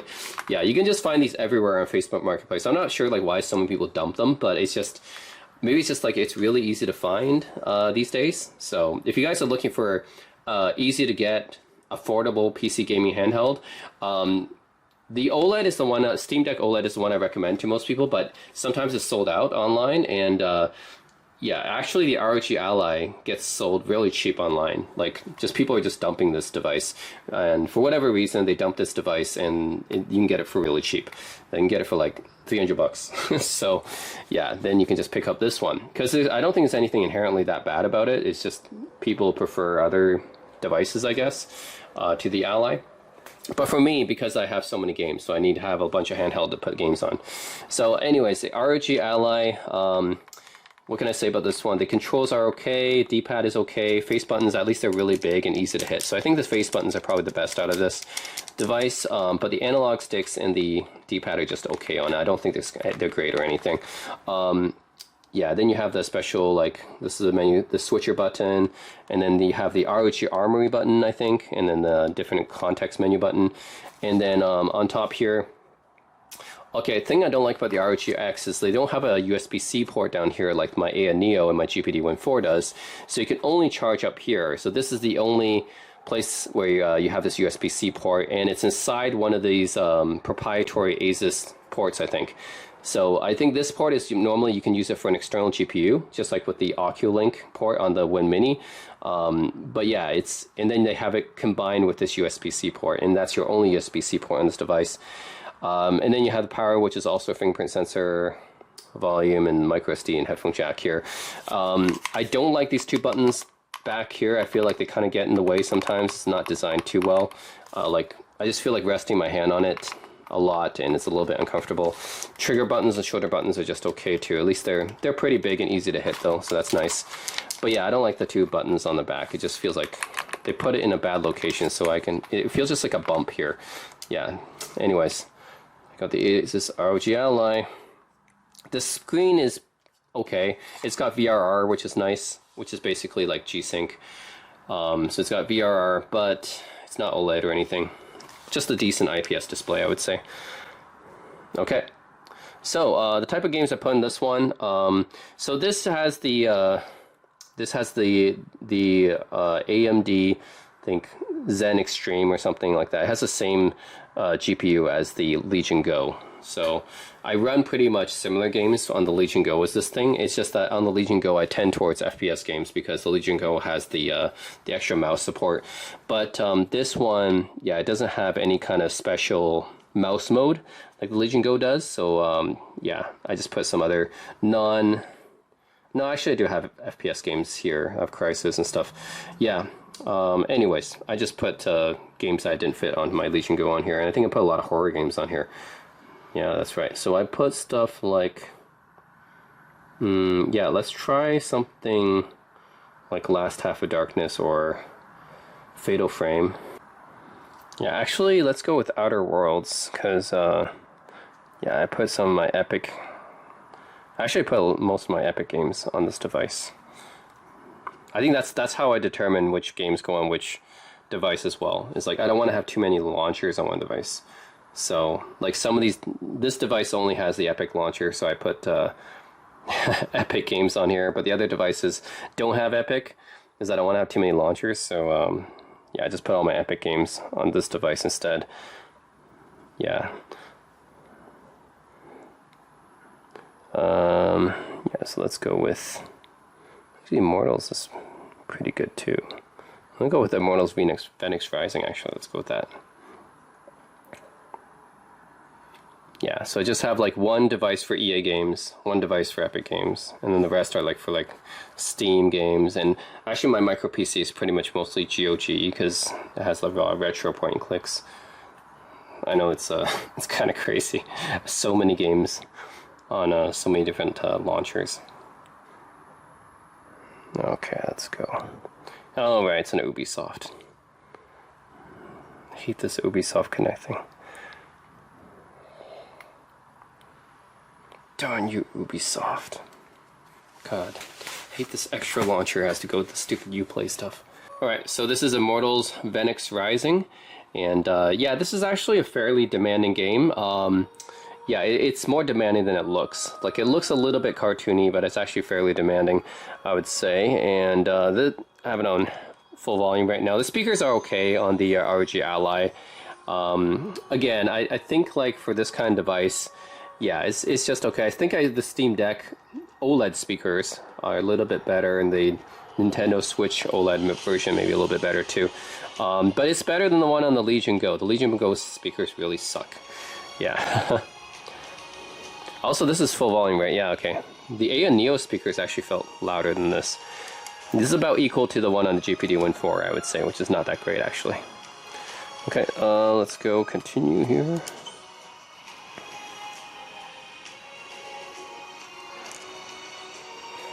And this is an open world game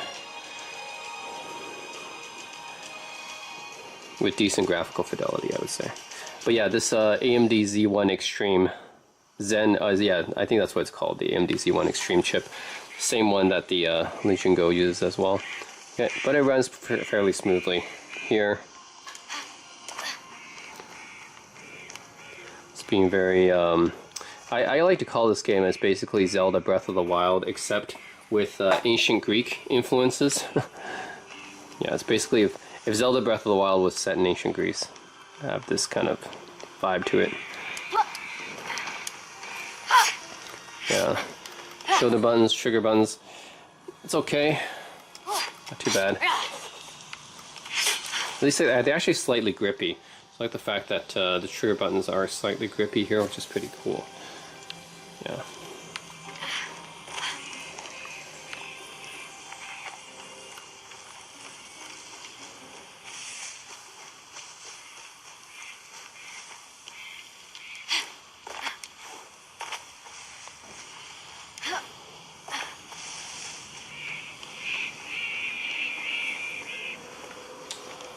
Drop down.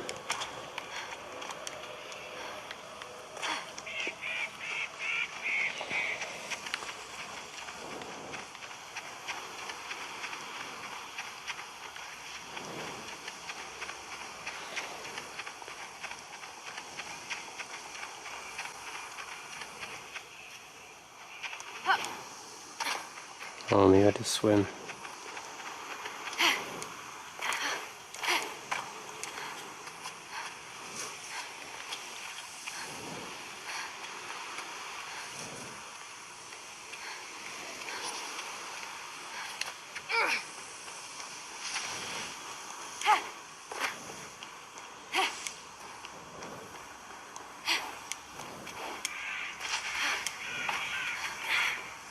the largest statue of Hermes I've ever seen.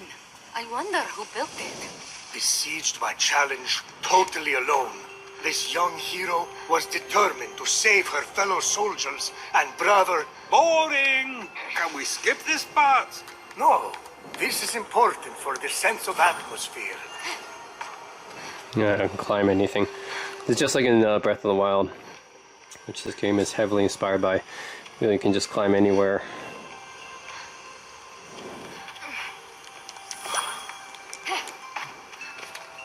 Hermes, my old friend. It's an honor to finally meet you in person. Just don't tell anyone I'm speaking to you. I got in enough trouble for memorizing stories instead of tilling the soil back at home. And then the other soldiers. Well, they really don't appreciate a good story.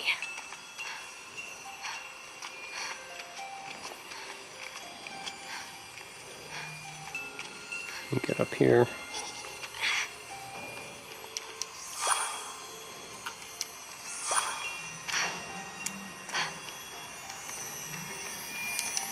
Crystal.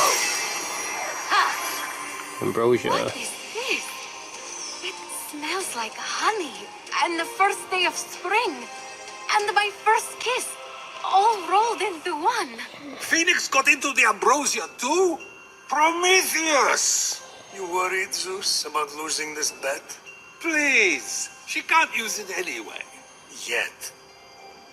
Yeah, anyways, yeah, this is actually, it's a little bit more demanding than it actually looks, but basically, yeah, this is essentially kind of a Breath of the Wild clone right here. Very much so an open world environment. But yeah, runs pretty decently on the Allied, I would say. Okay. Yeah, it's the type of game I would play on this device. There's some first-person, like, horror games and stuff, like Last Half of Darkness and stuff like that I would run on this game, or Soma. Yeah, but, yeah, mostly this device, I would say, run fairly similar games to my Legion Go, because they really have the same processor. The best thing about the Ally, I would say, is the VRR display.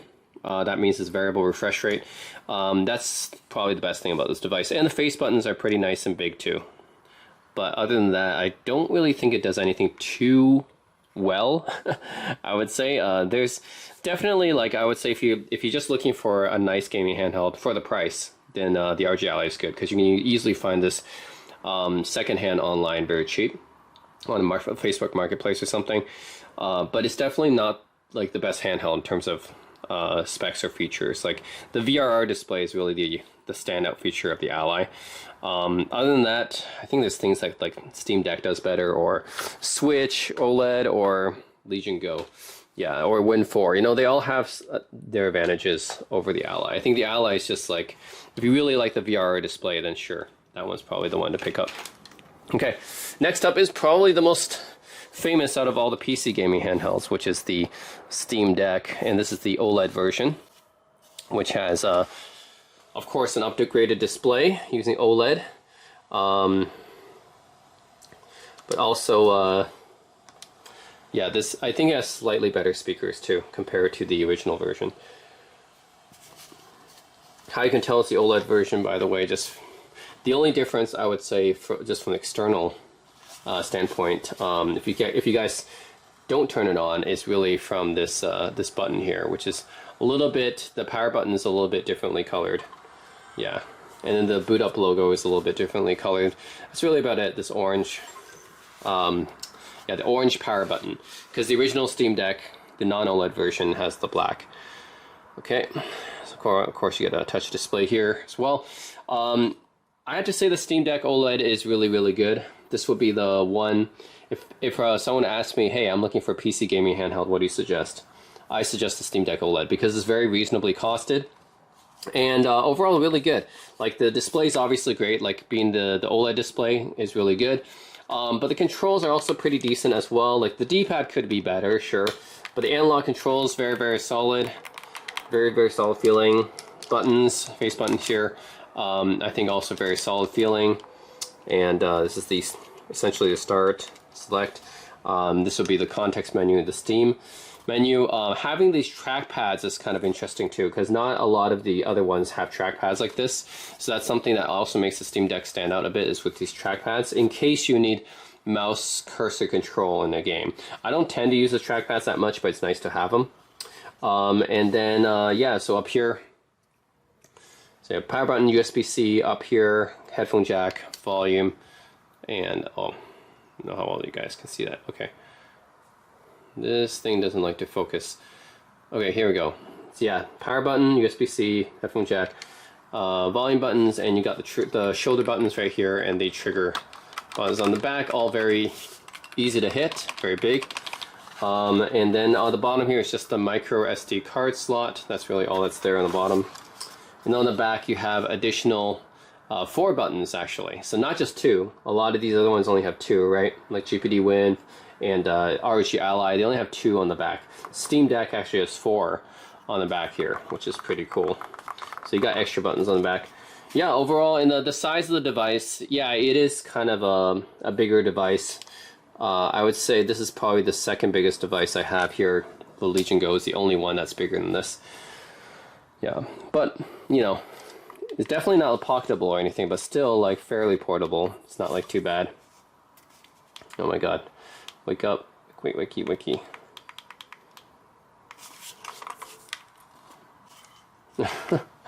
Oh man, sometimes it's really annoying too. Okay, wake up. No, do not sleep. Okay, so I just want to see what I have in my library here. So this is what, nope, this is install games. Here we go. I had a bunch of Assassin's Creed games in here, I think. Yeah, so my Steam Deck OLED, the games I have on here are really just games that are great on deck. So there's the great thing about Steam Deck, as well as the operating system, which is SteamOS, which is not Windows, it is Linux based, which makes it a lot faster to use and a lot easier to use here because it's so custom. So you have a bunch of great on deck games here, and yeah, basically the ones I have installed are some of the great on deck games. So yeah, Assassin's Creed, let's see, Dead Rising, Dead Stranding, Final Fantasy, Horizon, Just Cause, Mafia, Spider-Man, Monster Hunter World, Automata, Neo. Let's see, Resident Evil, Tomb Raider, Witcher. Okay, let's go with Spider-Man. Yeah. So Steam Deck has a custom AMD Zen 2 chip inside of it. It's roughly, I would say, about as powerful as the chip inside of the... it's about as powerful as the Z1 Extreme that's inside of the Legion Go and the Ally, I would say. Roughly. I mean, I'm sure people have done a lot of benchmarks and stuff, but to me it feels like as powerful as the ROG Ally and Deck. Except the UI is a lot better, of course, because it's not running Windows, it's running SteamOS, which makes it a lot easier to use. Quicker to boot up games and stuff.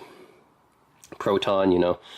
Yeah, of course you can install your own custom launchers on Steam Deck as well if you want to mod it a little bit. Is this full volume? Oh, okay. The speakers on the Deck OLED I think are definitely better than on the ROG Ally or the Legion Go. I'm actually fairly impressed with the Deck OLED speakers.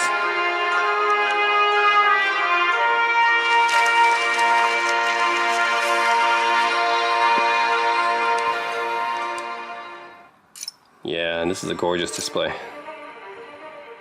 Just play an open world game like this. Yeah, an open world game like Spider-Man really shows that off well.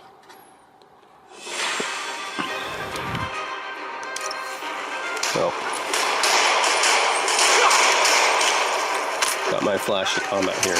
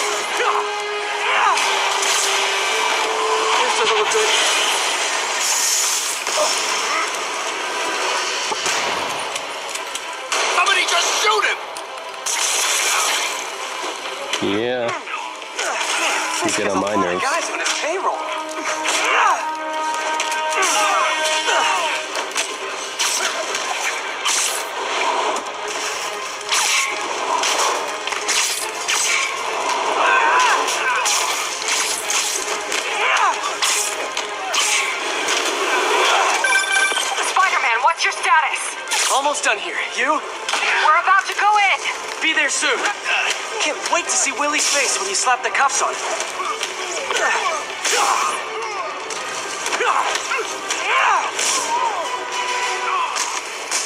Done. Okay, Yuri. All done. What's happening? Yuri? Yuri! Times Square. Nice. I knew Fisk wouldn't go quietly. Oh, I love swinging through New York City with Spider-Man. It's a really nice environment. Just being able to swing through New York City like this.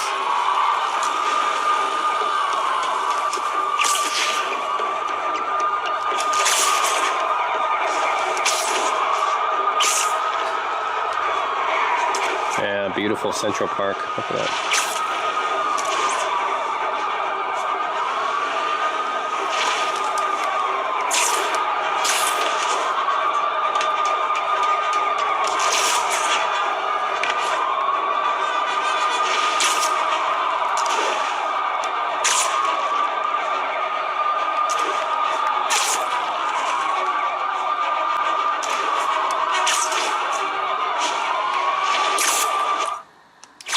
Okay, whatever.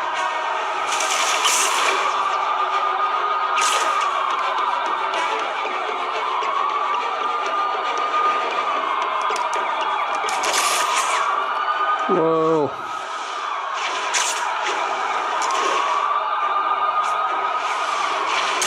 Yeah. Anyways, just stop on top of the building here.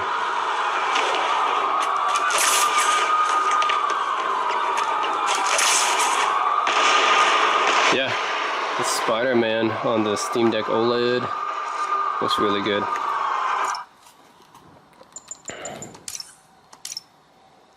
Yeah, I really like the Steam Deck OLED. I think out of all the PC handhelds, I think this is...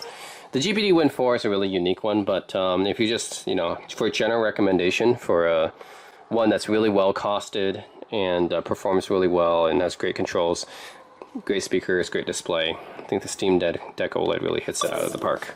Really nice. Okay, and last but not least, I have the biggest one of the bunch, the big boy, which is the Lenovo Legion Go. Yeah, this is definitely the chunkiest out of all of them that I have. Really huge 8.8-inch display, which has the highest resolution out of all of them. This is like a 1440p display here. The deck is only 800p, which I think that might be the only thing that some people complain about. It's only 800p, whereas yeah, Legion Go definitely has higher resolution. It's a 1440, but it's not OLED, and it's also really huge and really heavy. Actually, I mean, you can still like carry it, portably, of course, but it is a very chunky device, and it's definitely the heaviest out of all of them. Yeah, face buttons are just okay. D-pad is not that great. Actually, the D-pad on Steam Deck might be even better than this one. You do have a trackpad, but you only have one. The Steam Deck, you get two of them, but you have one on the Legion Go. And yeah, you have the menu buttons right here. Start button, select button right there. On top here, you have volume control, SD card slot, USB-C, headphone jack, shoulder buttons right here, and trigger buttons, which are fairly similar to the ones I would say on the Steam Deck. Fairly similar quality, yeah, I would say. Yeah. Man, okay, here we go. Yeah, I would say the shoulder and trigger buttons are about the same quality as on the Steam Deck, but the face buttons and D-pad are slightly worse, I'd say. Analog's about the same. Yeah, bottom you have another USB-C, which is nice. So you do get two USB-C in total, one on top and one on the bottom here. And you get a kickstand, which is something that you don't really get on the other devices, but you do get a kickstand here, Nintendo Switch style. The reason is just because it's such a big device, I think. So it's nice to have a kickstand, but also because there's another unique feature of the Legion Go that the others don't have, except for the Switch, which is a detachable controller. So you can detach the controllers, and then one of them, which is the right one, you can actually use as a mouse. So that's something that's pretty unique to the Legion Go. So yeah, you have a switch on the bottom, the right one, where you can change it to FPS mode. When you change it to FPS mode, basically there's a optical sensor right here, and then you can kind of move it around like a mouse. So that's what makes the Legion Go a little bit more unique compared to the others. And then you have 2 more buttons on this side and a scroll wheel on this side as well if you decide to use it as a mouse. And then you got 2, so if you use it as a mouse, you also have these other 2 buttons right here. So then you use it like kind of as a joystick controller essentially. So yeah, this one is unique, this right one. The left one has another 2 buttons as well. But this one, if you detach it, it's just a regular controller. But the right one is pretty unique because you can use it as kind of like a joystick for FPS gaming. So then you have an extra 2 buttons on the side here for that, as well as a scroll dial right here. So yeah, the Legion Go does have a few more unique features compared to the others. And then this gigantic 8.8 inch IPS touch display. And as you might expect, because it has a FPS mode, I mostly put FPS games on here. So yeah, just a lot of first-person games. Let's see which one to check out. And it has the same processor as the Ally, so it has the same Z1 Extreme processor, I think. But we can play something like, let's see, Doom, Champion Series 4, Deus Ex, Far Cry 4. Yeah, let's do something like fast-paced, right? So we can do like Shadow Warrior 3. Let's go with that. It's a nice fast-paced one. Okay, so what I'm doing is I'm putting the Legion Go on the kickstand, and I detach the controllers. By the way, there's these little switches on the back of the controllers to detach them. So yeah, you basically just use one of these switches right here to detach them. It's on both the controllers here. Yeah, so this one, the left one, is just used as a, you know, like a normal controller basically on the side. But then this one can be switched in FPS mode. So I already switched in FPS mode on the side here. So I'm just gonna move it like this so I can move the mouse. It's in mouse mode. By the way, I think this is the maximum volume. Oh no, let's put in maximum volume, okay. Okay, you guys can tell the speakers on the Legion Go really suck. Like the maximum volume is this, and it just feels so tinny. So yeah, the speakers on the Legion Go really is one of the worst things about the Legion Go, in my opinion. Like it's just so bad. Like even though the Win 4 might be better, and that's like a much smaller device, and the Ayaneo Air Pro is a lot better, and that's a much smaller device. Okay, here we go. Yep. Ooh.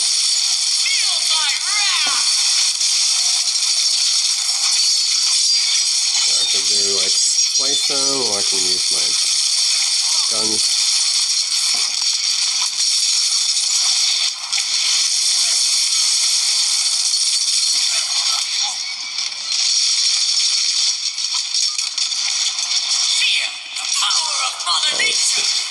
Oh shit, died.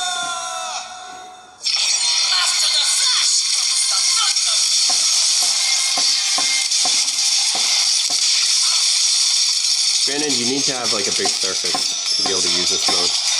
Like even my table's not a very good surface right now, but you need to have like a pretty decent surface and some space to be able to use this FPS mode, I think.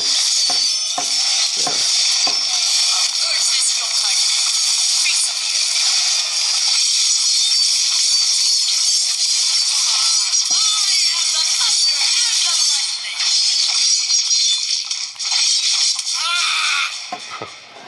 Okay.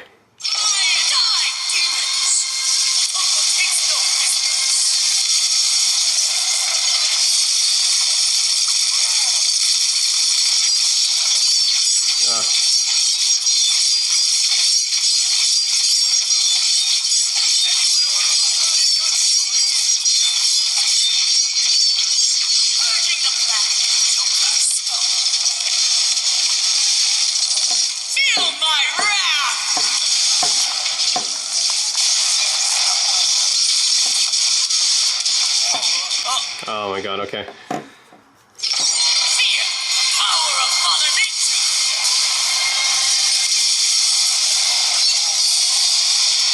Oh my god, that's Legion's face. Okay. I'm pressing the wrong button here.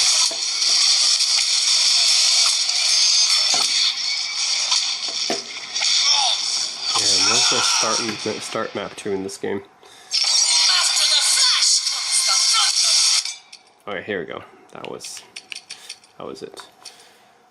Okay. Oh. this one.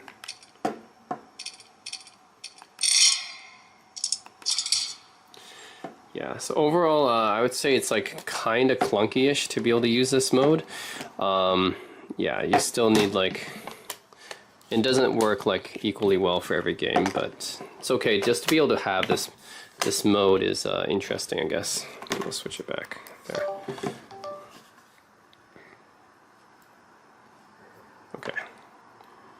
Oh, I hate this Legion Space thing.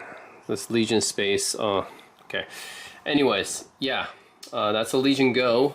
Again, I think the most unique thing about the Legion Go is definitely the detachable controllers with the FPS mode, and then having this extra touchpad here is nice, and the giant 8.8-inch 1440p display. So that's the selling points of the Legion Go. Otherwise, the controllers themselves are not like super great or anything like that, and the speakers really suck. So yeah, there's definitely some downsides to this device. And the fact that it's so bulky. So, anyways, that's the Legion Go. So yeah, that's all my gaming handhelds here, all 14 of them. And yeah, in case you guys want to know, yeah, which ones I would recommend. So overall, in general, like just for general gaming, I think the one, just if I were to pick one out of all these, it would probably still be the Nintendo Switch OLED. Just because, like, first, there's so much third-party controllers like support for this. If you want to just upgrade the controllers on the Nintendo Switch, you can do it. There's a lot of third-party support. That's why I got these Hori split pad compact. I can't say the same for the rest of these. Like, they don't really have any kind of third-party support in terms of peripherals that much. Maybe the deck, you know, but yeah, the Switch just has such a huge like in terms of having support. Yeah, in terms of having accessory support, I think the Nintendo Switch has the most. And the quality of the games here, like, it's just optimized to run on the Switch because they're ports, really. So if you buy a game for the Switch, it's ported to the Switch, and then in general, they'll run better on it. Whereas on these other PC gaming handhelds, they might or might not be optimized. So I still recommend the Switch OLED. In general, it's just a really nice device, you know. All the games pretty much are guaranteed to work on it because they're made for Switch and everything. And you have some exclusives as well because it's Nintendo, right? So you have some Nintendo exclusives. Now the Joy-Cons that's built in isn't that great, but it is very versatile. You have motion controls with it, and you can play multiplayer with it. That's cool. I mean, you can always upgrade to like third-party controllers like this, like the Horis that I have here. Overall, you just put in a docking station, and then you know instantly outputs to the TV. Very easy to use that way. So in terms of an overall gaming handheld, I think the Switch is nice. Good display because it's OLED and everything. Now, it might not run at the highest frame rate or, you know, be the highest resolution, but I think in terms of just display quality, the Switch OLED is nice. Speakers are pretty decent. And yeah, the controllers can be upgraded if you use third party. And it's got a kickstand, and the Joy-Cons are versatile. You can connect it to the dock and everything. Yeah, overall, the Switch OLED is really nice. That's the one actually I recommend out of all these if you're just looking for gaming handheld. Now, if you're looking for a PC gaming handheld, then definitely the Switch OLED, because the Switch OLED has a really nice display. Again, OLED, you know, beats everything else in general. And the controls are okay. It's not like as good as the Hori. I think the Hori has probably the best controller out of all these because it's, you know, that's a company that's making only controllers and stuff, so they know what they're doing. But in terms of a built-in controller, yeah, Steam Deck is okay, not bad. I like to have, you know, extra navigation options, like having the 2 touch pads here is nice. Having the 4 buttons on the back is nice. Speaker is actually really good. I think that, yeah, in terms of speakers, if you tell me, well, what are the best speakers on one of these? I think the Switch OLED has decent ones, but Steam Deck OLED actually has pretty good speakers. And the Ayaneo Air Pro has surprisingly good speakers for the size. I think those are the ones I would choose. Oh yeah, the Razer Edge actually has pretty decent speakers as well.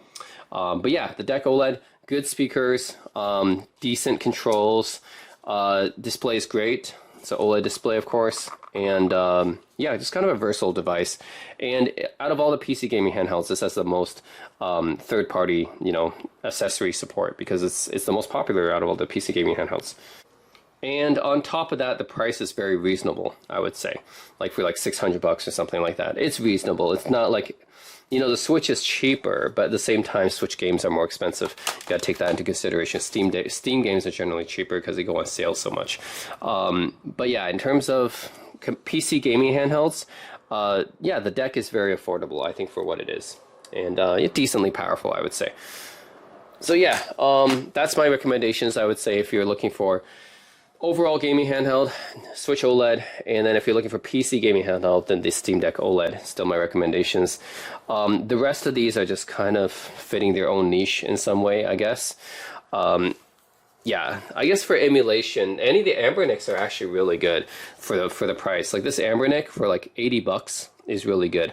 So you guys are just looking for emulator handheld, I think Anbernics make a really good value stuff. Like you pay like $80 for this thing. Comes with like thousands of games, and it's also pretty decent. Like for what it is, the controls are actually pretty decent. Like D-pad, face buttons, analog sticks. It's all really good, decent controls, and display is actually pretty decent as well. And just the price point is like really amazing for what you get for Anbernic. So I would say for emulators, yeah, Anbernic is really good. Yeah, that's pretty much my recommendation, guys. The rest of these things are just very, very specific. Like the Ayaneo, they make some really cool devices, but they're generally very expensive. GPD, same thing. They make some unique devices. Like, oh, this one's a slide up, you know, QWERTY keyboard and everything. I like the Win 4 a lot, but yeah, I have to admit they're really expensive GPD stuff. So Ayaneo, GPD, any of the 1X player or 1Mix, all these Chinese companies, like you're paying a lot more because they don't make their devices and in as much scale as Asus or Valve does. So you're paying a bit more just to be able to like you're getting a little bit more of a unique device, but yeah, you are paying up for that. So just that's the thing about GPD and Ayaneo, some of these other Chinese ones. Yeah, they do look more unique, and they may have some more unique features, but you're paying for that.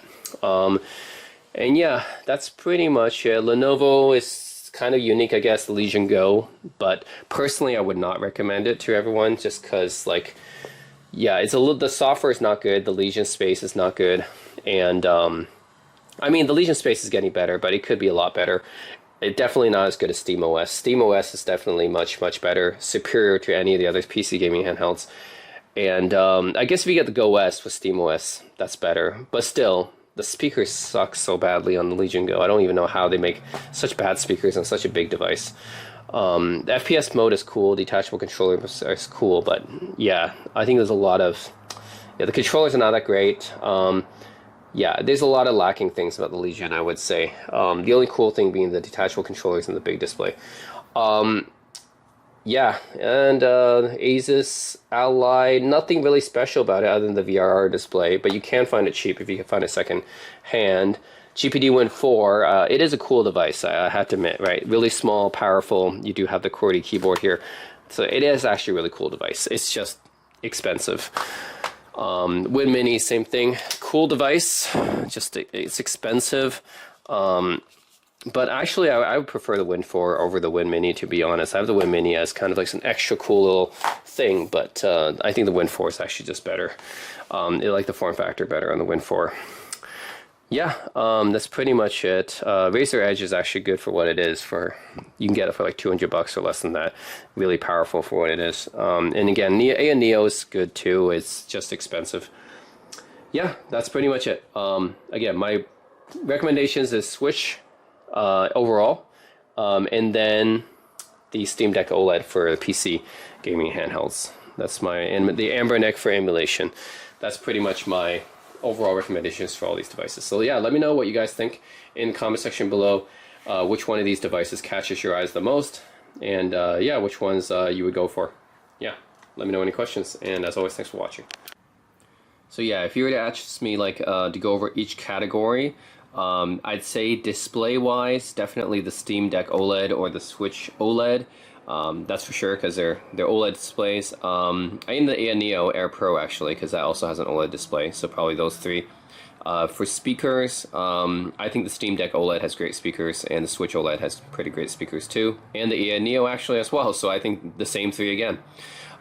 Then for controls, Yeah, the Hori split pad compact.